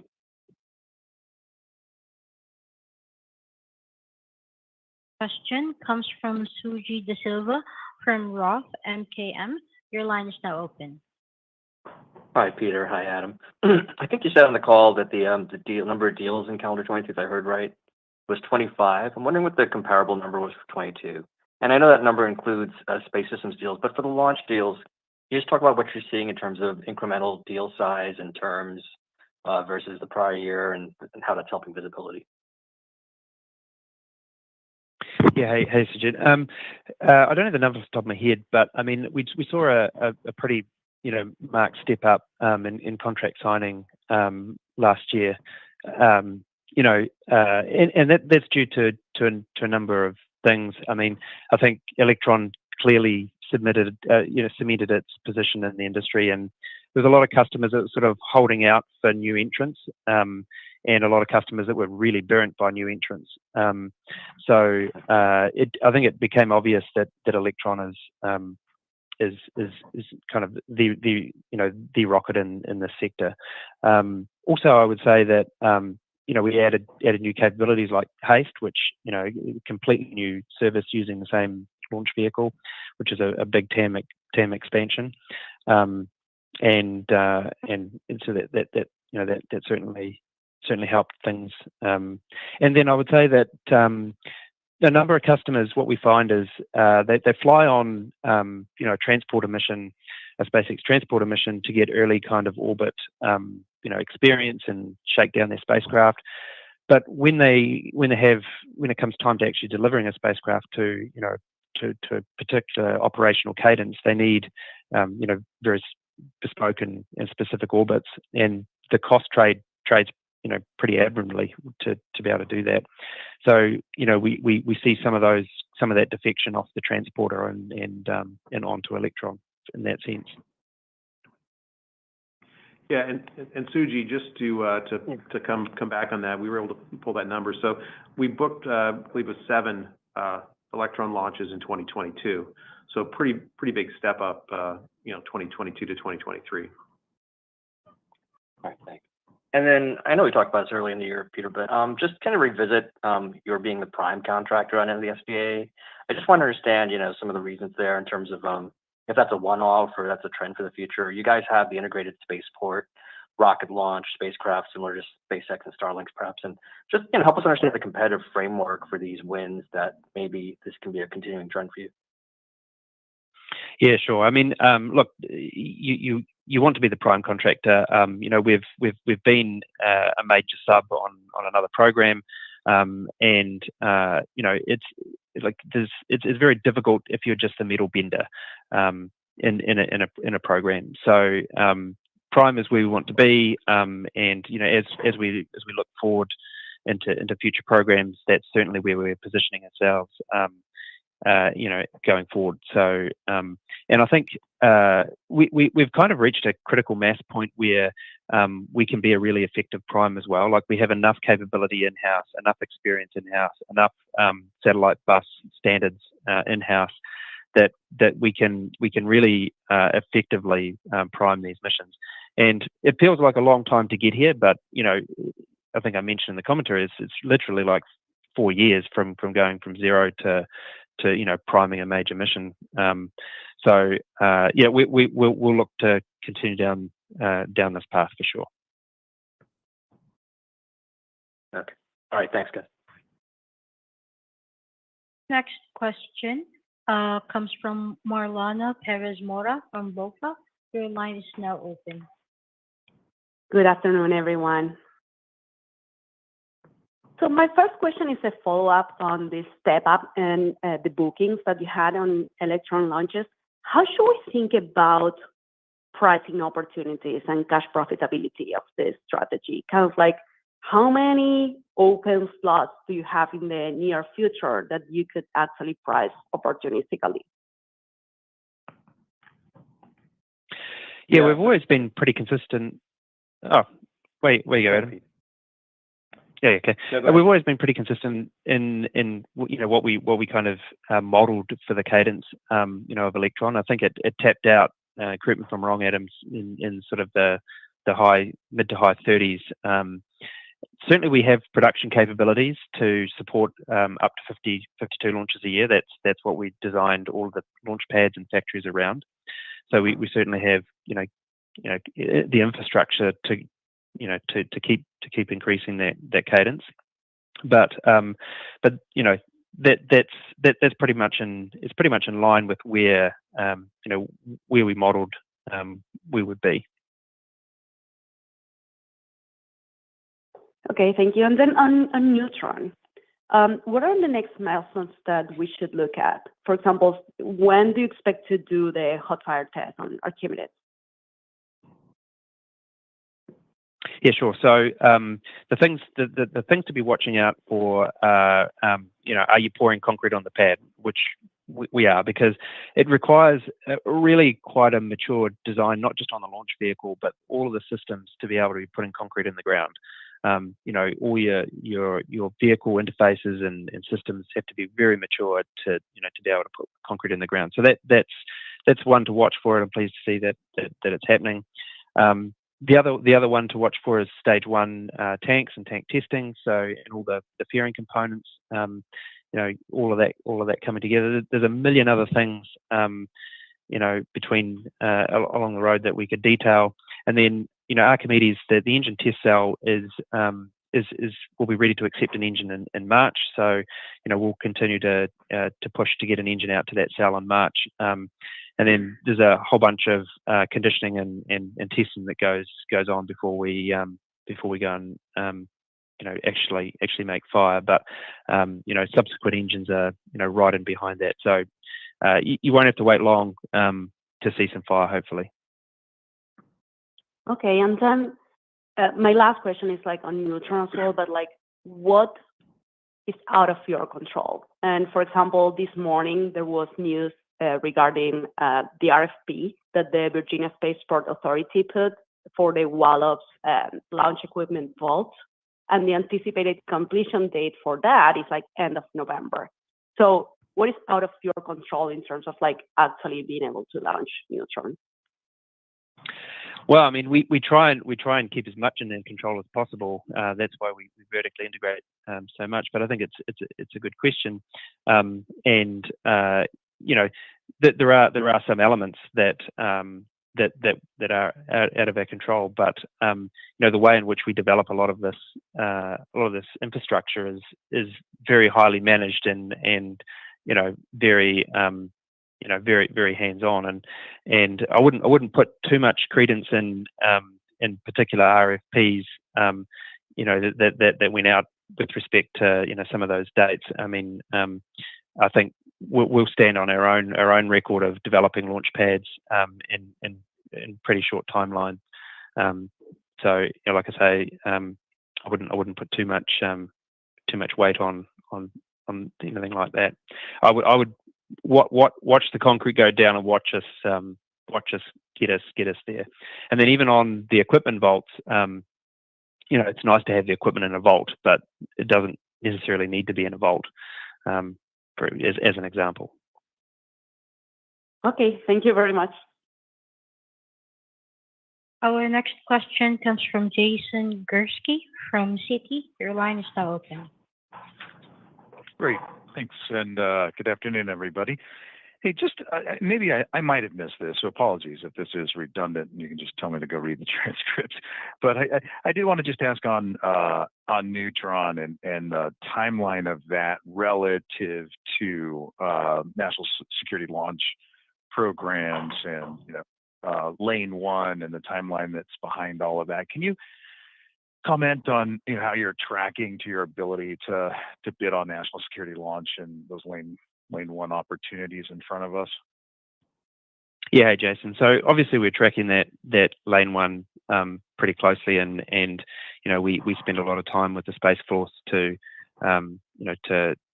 advocate for that Lane 1, and hence the reason why we're pushing so hard to get the vehicle in a launch for this year, because that is a gating on ramp to Lane 1. Now the good news is that those on ramps will be every year, so it's not like a one-off opportunity. But I think this is the reason why so many engineers are sleeping under their desks at the moment to just push so hard to try and get that vehicle to the pad. Okay. Well, to the extent that they're listening to this, I'm rooting for you guys. Let's see here on the other press release that you put out today on the bus portfolio. It sounds to me, or in reading this, that what you're kind of doing here is productizing custom buses that you've built for some customers over time, which is, seems like a reasonable thing to do. But the question here is to understand whether the go-to-market strategy with these buses is to continue to do what you've done with MDA on Global Star, or is the go-to-market strategy, hey, we've got these buses and we'd like you, we're going to go out and sell them as a full spacecraft, and we'll integrate whatever payload you need on it? Because you mentioned in earlier part of the conversation that you want to be the prime, but now you're out here with a product launch of a bunch of buses. So I just want to help me square what you're trying to do here. Yeah, so we're certainly not trying to sell buses into a bus merchant market. We obviously, as you said, we've very strategically chosen which projects that we want to undertake, and at the end of those undertakings, we've ended up with a series of buses that neatly fall into various categories. One being deep space interplanetary, one being high delta V low Earth orbit, and one being like extreme kind of environment, long lifetime comms satellites. So if you take the MDA bus, for example, and the SDA bus, they're both built on largely the same bus. So the payloads changed, but the bus didn't change. What I will say is it turns out we're just not that good at naming things, and it just became intensely confusing for everybody when we said it's a Photon bus, and all the buses were called Photon, but yet they have vastly different capabilities and do vastly different things. So really it was the bus portfolio naming was just clarifying and making it easier for people to understand that when we say it's a Lightning satellite, people understand that this is a large comms bus versus an Explorer, which is a deep space interplanetary. So it's not really about about a particularly a marketing thing to try and sell a whole bunch of buses. It's really about helping people understand the variety and the depth of the capabilities that we've built, and then giving the products to sort of evolve to the point where they really deserve their own name. Okay, great. And then last question for me, the comment that you made there on the call about, skating to where the puck is going, trying to understand, what the long-term financial model looks like. And you mentioned like where you want to eventually be is in the services business. So I wonder if you can maybe double click on that a little bit more and help us understand what you mean by that exactly. Because when I think of services, I think of, you build, launch, and then operate a constellation of various satellites that have different capabilities on them. And, that becomes a bit different capital intensity, I think, maybe relative to what you're doing today. So maybe just help us kind of broadly understand what you're trying to get done here. Yeah, of course. So, I mean, look, this is something we've always talked about from day one, and in part the reason why we're developing Neutron is so that we have our own keys to space for this particular profile of business. And if you look at the value in the space industry, like launch is call it a $10-15 billion TAM, space systems $20 to $30 billion TAM, services in space $320 billion TAM. And if you look at, if you read any of the reports where the space industry is, the value of the space industry going, whether it's a $1 trillion or a $2 trillion, pick your report.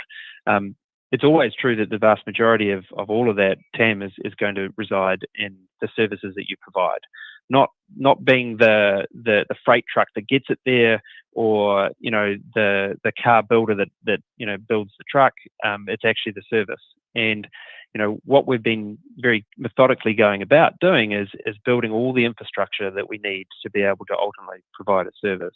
Now, the natural question that always comes after that is, well, what service are you going to provide? And I don't think we're ready to talk about any of that yet. But what I can say is that when we look to go, jump into that larger TAM, we will have a very disruptive way of going in there and executing and providing that service, because we will be able to build whatever spacecraft we require using all of our own components, and it will fly in our own rocket. And I think you've seen one other real life example of that with Starlink and with internet from space. And it's very, very difficult to compete with that unless you have your own ability to manufacture your satellites using your own components and your own ability to launch those said satellites. So we're just marching very methodically, towards that step after step. Right. Okay. But you've got Starlink, Kuiper, OneWeb's out there. I mean, this is on the comm side. It's a pretty crowded market today. And then on the Earth observation side, plenty of competitors out there. Can you help us kind of dream big on what other buckets are out there? Well, I mean, I think there's a lot of business plans that are kind of being put to the test right now. Like, is internet from space really a large opportunity or not? But excuse me. The one thing that I can say is absolutely clear is that if you want to be competitive in there, then you have to own your own rocket and build your own satellite. So, like I say, it's way too early for us to be discussing what kind of service we think we can provide. But what I'm absolutely sure of is that when we decide to go into a particular area, we will be highly competitive because of those things. And the large space companies of the future, in my opinion, are not going to be just a satellite manufacturer or just a launch vehicle provider. If you can do everything end to end, then you can optimize not only the launch but also the spacecraft for the service and all of the all the other elements that go into the compromises that you have to make. And yeah, that's what we're setting ourselves up to be. Okay, great. Well, I look forward to having more conversations with you all about this over time as you make some decisions. Thanks. Cool. Our next question comes from Edison Yu from Deutsche Bank. Your line is now open. Wow.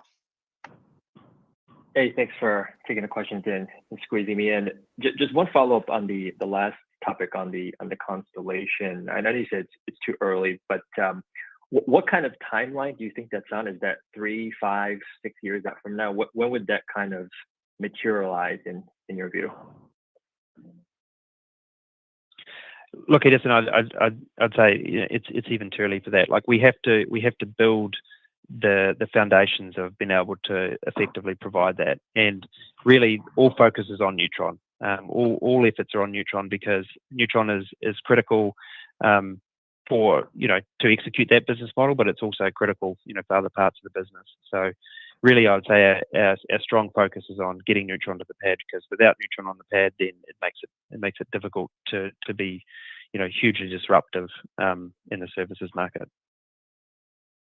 Understood. And then separately, and back to Neutron, I know you mentioned the ramp up being to 3 and then to 5. Is that going to be the kind of steady state, or do we think we can do more than that once we ramp up fully per year? Well, I mean, of course, we'd love to do more, but I mean, I've ridden this donkey before, and it's a rough ride. And bringing a new vehicle to life is very difficult. Bringing it into production is even more difficult, much more difficult. So, it would be great to accelerate that. But if you look at the history of every rocket program, whether it be government or commercial, a cadence much larger than that is never been achieved. So, Electron was the fastest to scale, in time, just out of just about every rocket program, and that is a very, very difficult thing to do. So we just want to be, realistic about what can be achieved. Got it. Thanks a lot.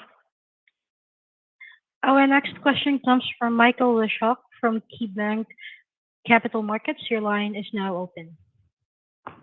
Hey, good afternoon. I just had one more on Neutron spending. With the quarter a bit elevated on the spending side, and you mentioned this being the big spending year for Neutron. Is that going to be lumpy quarter to quarter going forward as you have more visibility surrounding some of these milestones? Are there pockets where you see more elevated spending in a particular quarter, or should we think about it relatively linear? Yeah, so I'll take that one. So, yeah, the spending is certainly going to be, I think, you can expect it to be consistently up and to the right as we progress through 2024. And then again, once we get the first vehicle to the pad, that's where, that'll be the cresting point. Now, we'll continue to invest in the vehicle, just like, we've continued to invest, but on a much more modest level, in Electron, for example. So I think that, there's no question that, we'll see a consistent kind of march up and to the right this year with Neutron spend. Now, from an overall impact on the P&L, we'll have, some growth in top line and some margin expansion that helps accommodate some of that. But, as I mentioned earlier, really kind of growth on the top line and margin expansion gets consumed by kind of the size and magnitude and timing of Neutron. And then on the overall budget for Neutron, how do you view that versus your initial expectations there? And then maybe secondly, is there a portion of the $355 million converts that's earmarked to support Neutron directly, or is that more inorganic capital deployment there? Thanks.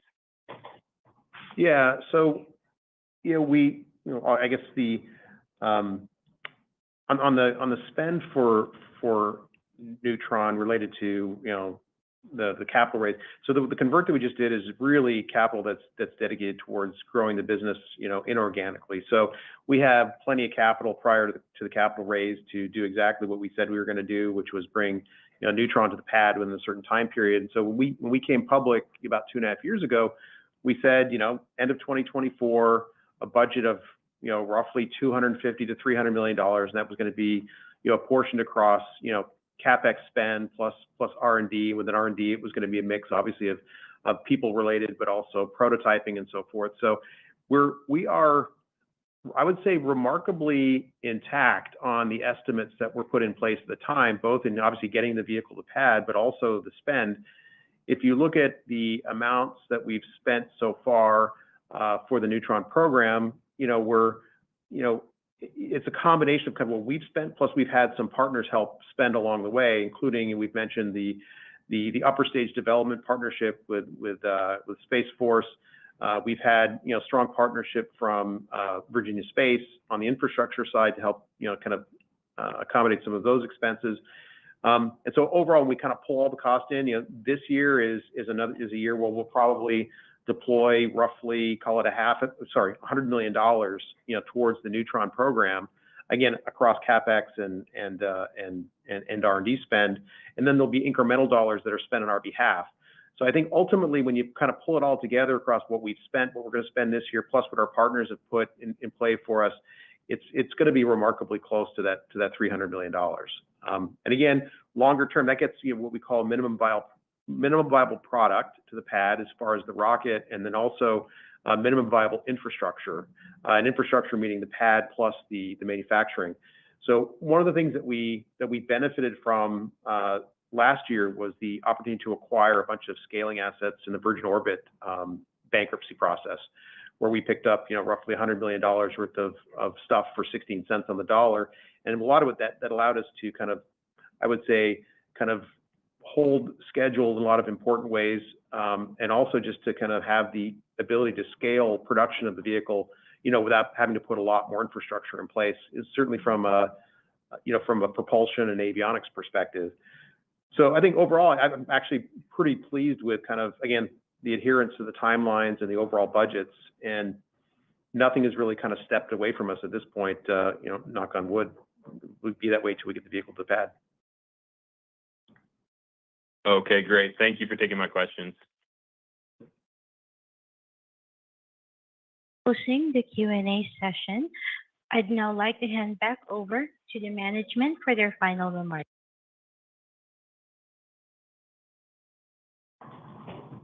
Brilliant. Okay, well that wraps up today's presentation. Thanks everyone for joining us for the call. Rocket Lab will be participating in these up and coming conferences, and we look forward to the opportunity to share more and exciting news and updates with you then. Thanks very much. Thank you for attending today's session. We hope you have a wonderful day.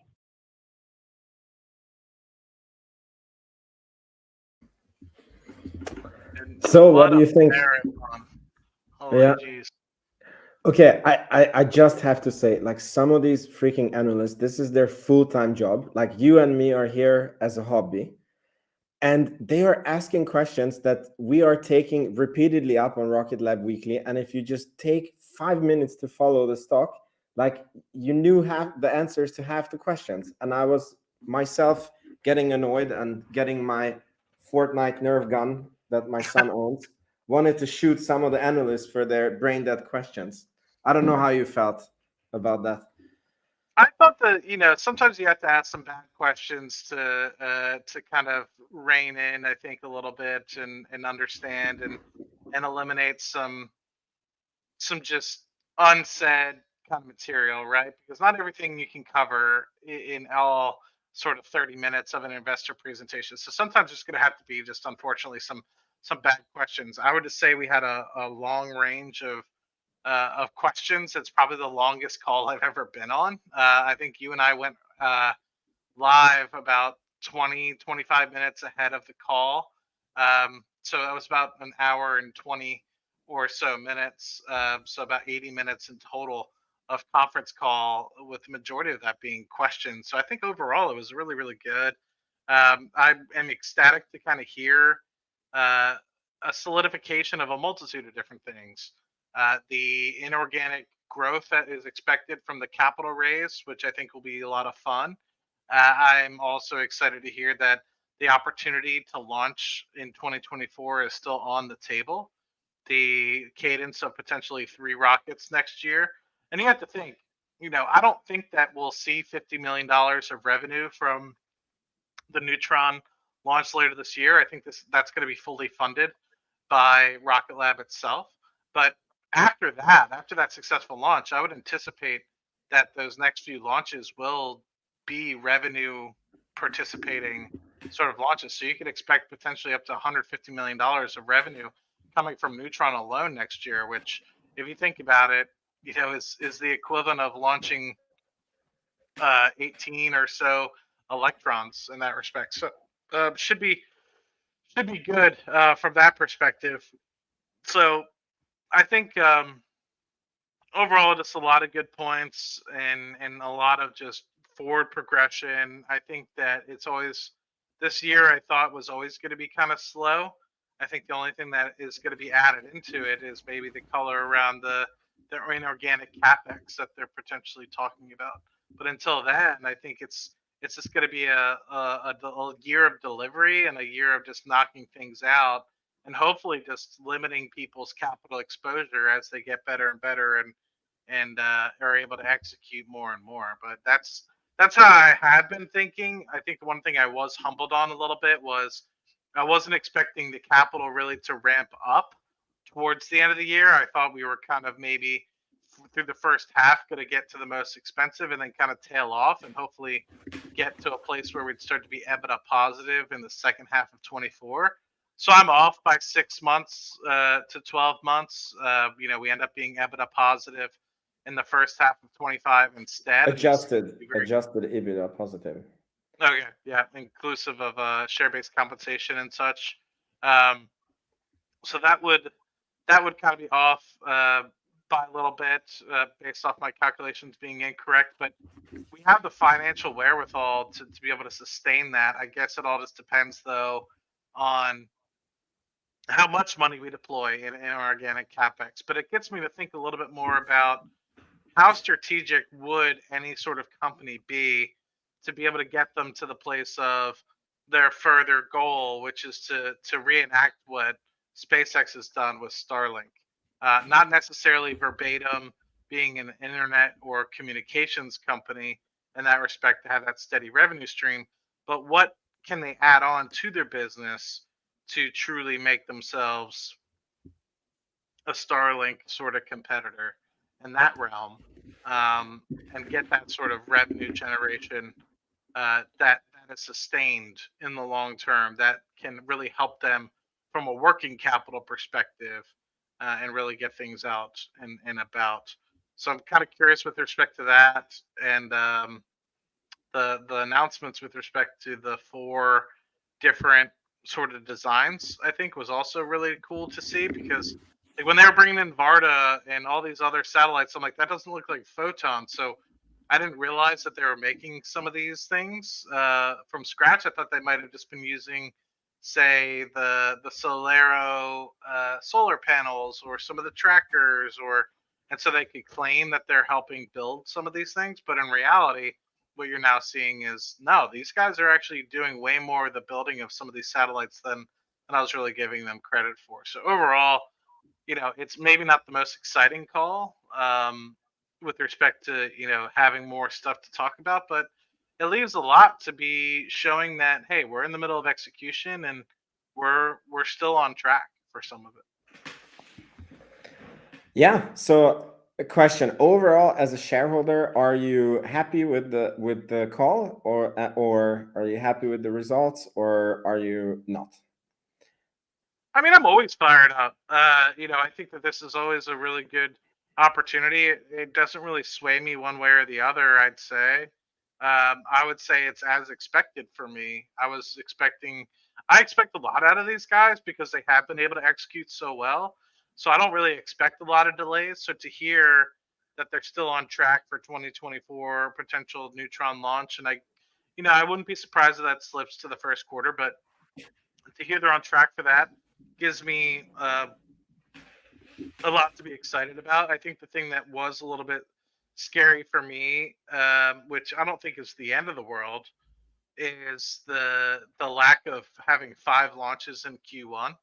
So my hope is that that gets remediated, and I recognize it's a lot to go from at most 2 launches a quarter or potentially 3 launches a quarter to now trying to up it to 4 or 5. But at the same time, I feel like something that should be easy for them considering, yes, the fourth quarter they only did 1, but they were able to knock out 9 in the other 3 quarters. So, to go from 3, which we've seen, or almost 4, which I believe we've seen in a quarter, to closer to 5 or 6 in a quarter shouldn't be too much to ask for. I think what we're just asking for now is a little bit of consistency. So that scares me a little bit. I hope 2Q we come out strong and have something like 6 or 7 launches in Q2, and really we get closer to that 22, 23 launch cadence that we're hoping to get for the year. Yeah, I'm not too concerned about the launches because I think based on what Adam Spice said in an interview, it's never happened that a customer came and they were not ready with an Electron rocket. It's usually always the customer that is late, and I think that they have been having launches every 20 days in L1C in the Makia Peninsula. And if they have this launch now on the 10th of March, like the launch after that is in Wallops, Virginia. But theoretically, like you could have a launch on like the 30th of March, and that's something that they have already done before. Like they've already had a 20 day window between rockets. And probably something got delayed at the customer, and that launch is just going to be early April. Like the only time I would get worried about the launches if it's like Rocket Lab themselves who delays the launch, you know. So I think we're doing good, and I in Q3 we only have 3 launches, and I believe we can catch up if any customers are late. And yeah. Yeah. I'm curious. What do you think that they're planning for the constellation? I know that they tried harboring on it a little bit and really trying to flesh it out, but I really don't know. I really don't know. Like I've obviously given it a lot of thought, and I feel exactly like the analyst who asked the question that on the internet you have like 3 players already. Like you have the Kuiper, Starlink, you have OneWeb, I think, and there's even more coming. Then you have the direct to cell phone, which is like, as far as I understand, it's Starlink that is starting with that, and there is another company called that is listed on the stock market. I think Dave G was talking about it, but they're very early in the process. So maybe that's something like this direct to cell. Then the Earth observation also feels quite saturated, and it doesn't feel like a very good business. There is multiple companies doing it. Planet Labs is publicly traded, and it doesn't seem like a good business. yeah. So I would guess it's something outside of these, but I have no clue what that could be. I want to, like, I don't know, maybe it's just my Palantir brain clicking on for me, but I feel like that there's a lot of collaboration that they could do between Palantir and Rocket Lab to truly work in a Department of Defense sort of place and really step up those satellites to the next level with respect to, being able to communicate with each other and truly form a layer. And what I mean by that as well is almost like the connection with haste and what they're starting down that path with the DoD. They also mentioned that with respect to the SDA contracts, they don't want it to be the last SDA contract. They want it to be more of something that is more consistent revenue for them.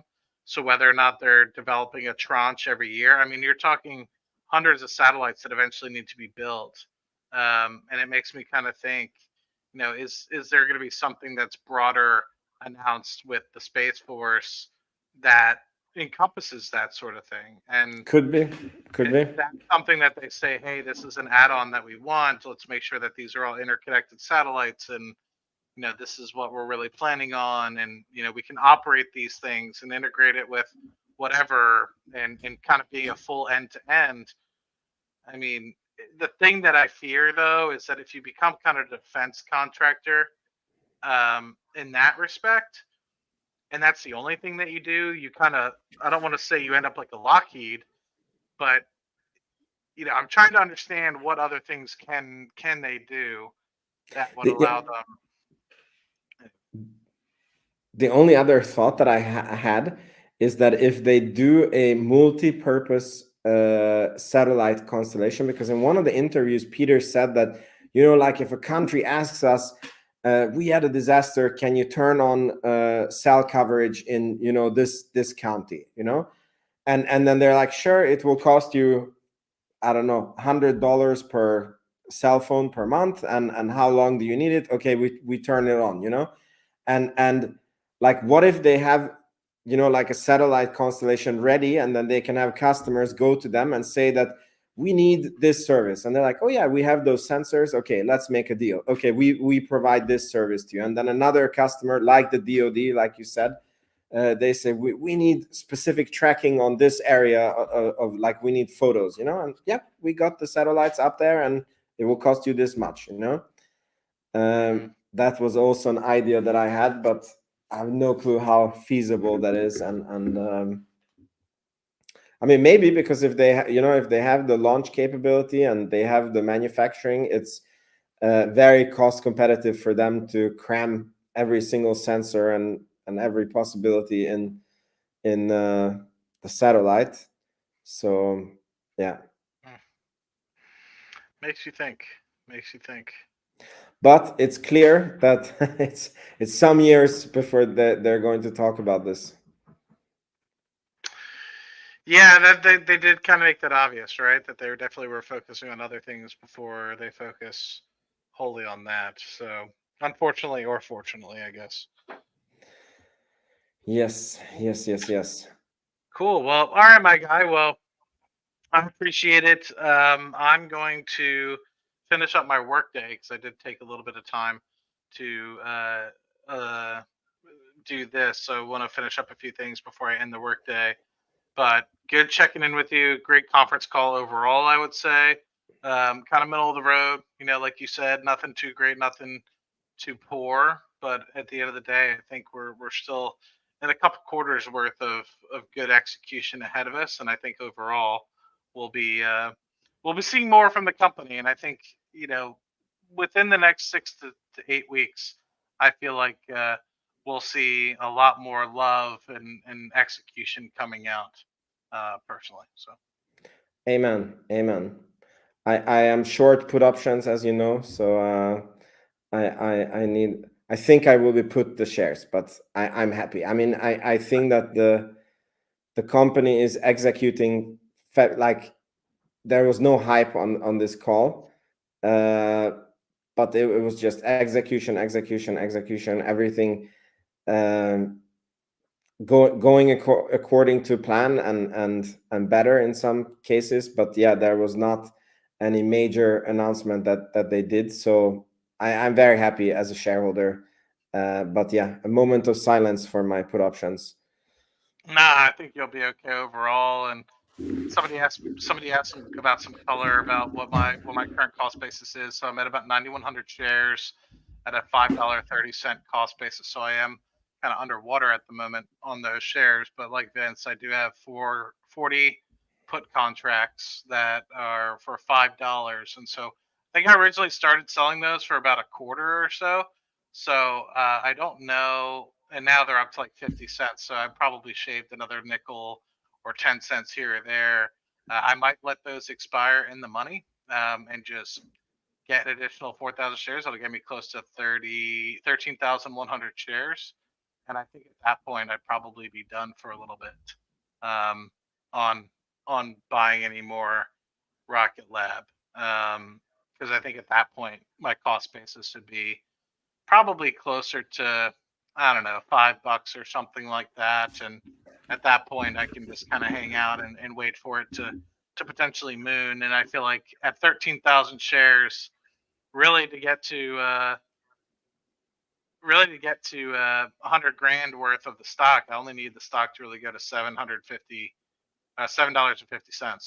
So I would have enough in it at that point where it would be pretty dope, and really to get to a $250,000 position at that point, I would only need the stock to go to $19. So that's the hope. That would be the hope of it long term. Is if the stock ever say went to $100 or something like that, that's about 1.3 million, and that's kind of the thought process that I'm kind of holding at the moment is would it be the first $500,000 position in my portfolio for an individual stock, or would it be potentially even the first $1 million?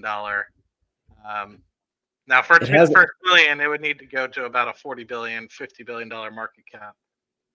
So it is asking a lot of the stock, but it's plausible. yeah, I agree. I was just looking at my model, and I haven't modeled in any of the space infrastructure, which he also pointed out that it is like orders of magnitude bigger than the launch and the space systems. And it's crazy how accurate we were that I think in my model I stopped at 33 Electron launches per year, and then after that it was only like Neutron launches. And I don't believe that they talked about this anywhere. This was the first time when he said that he thinks that Electron would, like, they could create, like, they would have the capacity for 52 launches per year, but he thinks the demand taps out at like in the mid 30s, Mm-hmm. and Yeah, I was hoping it would go closer to 50, but I guess the cadence would probably more so people would probably I be focusing I on I think Neutron cannibalizes a little bit on yeah, the exactly. on the Electron. That's what they are thinking with. And for example, if I look at my valuation, like a lot of things that they have said is better than I calculated with the valuation, and I still get like in 2030, I think like an $18 or $22 per share. So I'm very encouraged by this quarter. But yeah, Yeah, the Johnny's market. asking. I was about to say Johnny's asking whether or not any of our feelings or bullishness has increased or lessened, and I would say I was always very bullish about the company. I would say for me, I keep holding like a 10% chance of like a black swan event, and I feel like that's just too pessimistic now, and I think that I should lower that to a 5% chance of a black swan event really coming in and effing the company. Um, just because of how well these guys are executing overall. Now that they've got the additional, 300 some $1 million, I don't think that they're going to use all 300 some million for inorganics.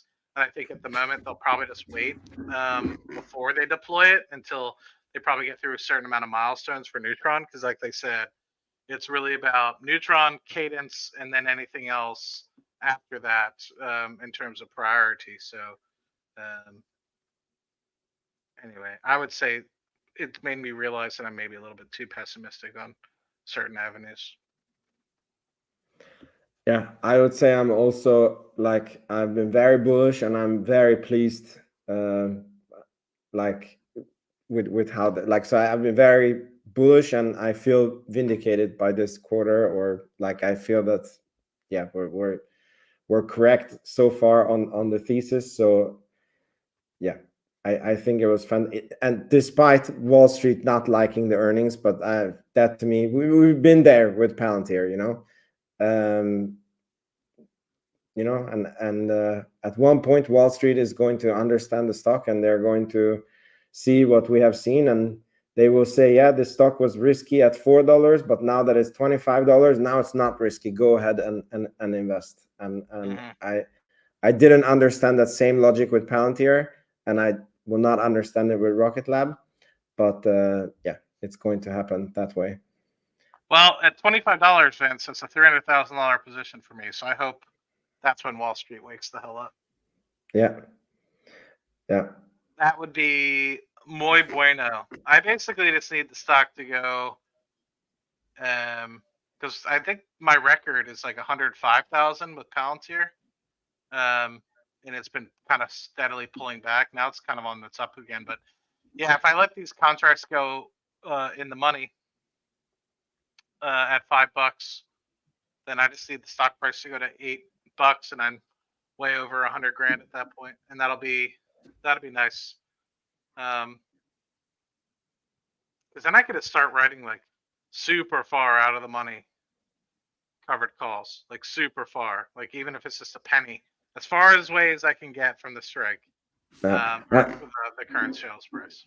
If I get put the shares now, I will start writing weekly $5 covered calls, and if we get like I don't, because like technically I shouldn't. Why so close to the money though? Like why? It's because the options are just crazy expensive. I have to see if it was just, I mean, it's probably because of the earnings. And I have to see what the options cost after that. And so that's my one. question is like, do you want to hold the stock long term, or No, like I have a 25,000 position, right? And then if I get put the stocks now, I will get another 40,000 shares, which I wasn't planning to have.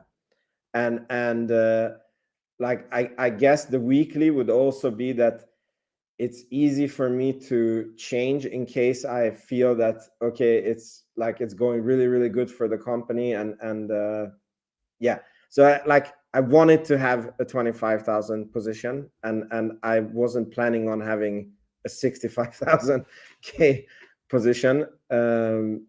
Yeah, it's yeah, whatever. We can see how it goes.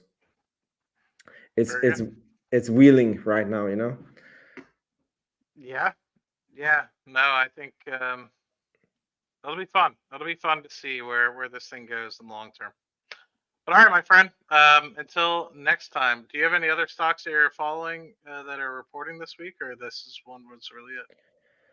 Yeah, this is the one that is it for me. How did Celsius do? Celsius is on Thursday morning before market, so we'll see. Okay. I thought it was today in the morning. I wish I could report that one and do the live stream for that, but unfortunately, I'll be in the office early at that point. No problem. We will see it on Celsius Daily. Yeah, Celsius Daily will probably be later that afternoon. We'll see. Cool. All right, Matt. Thank you so much. Have a good one. Yeah, ciao, ciao. Bye-bye.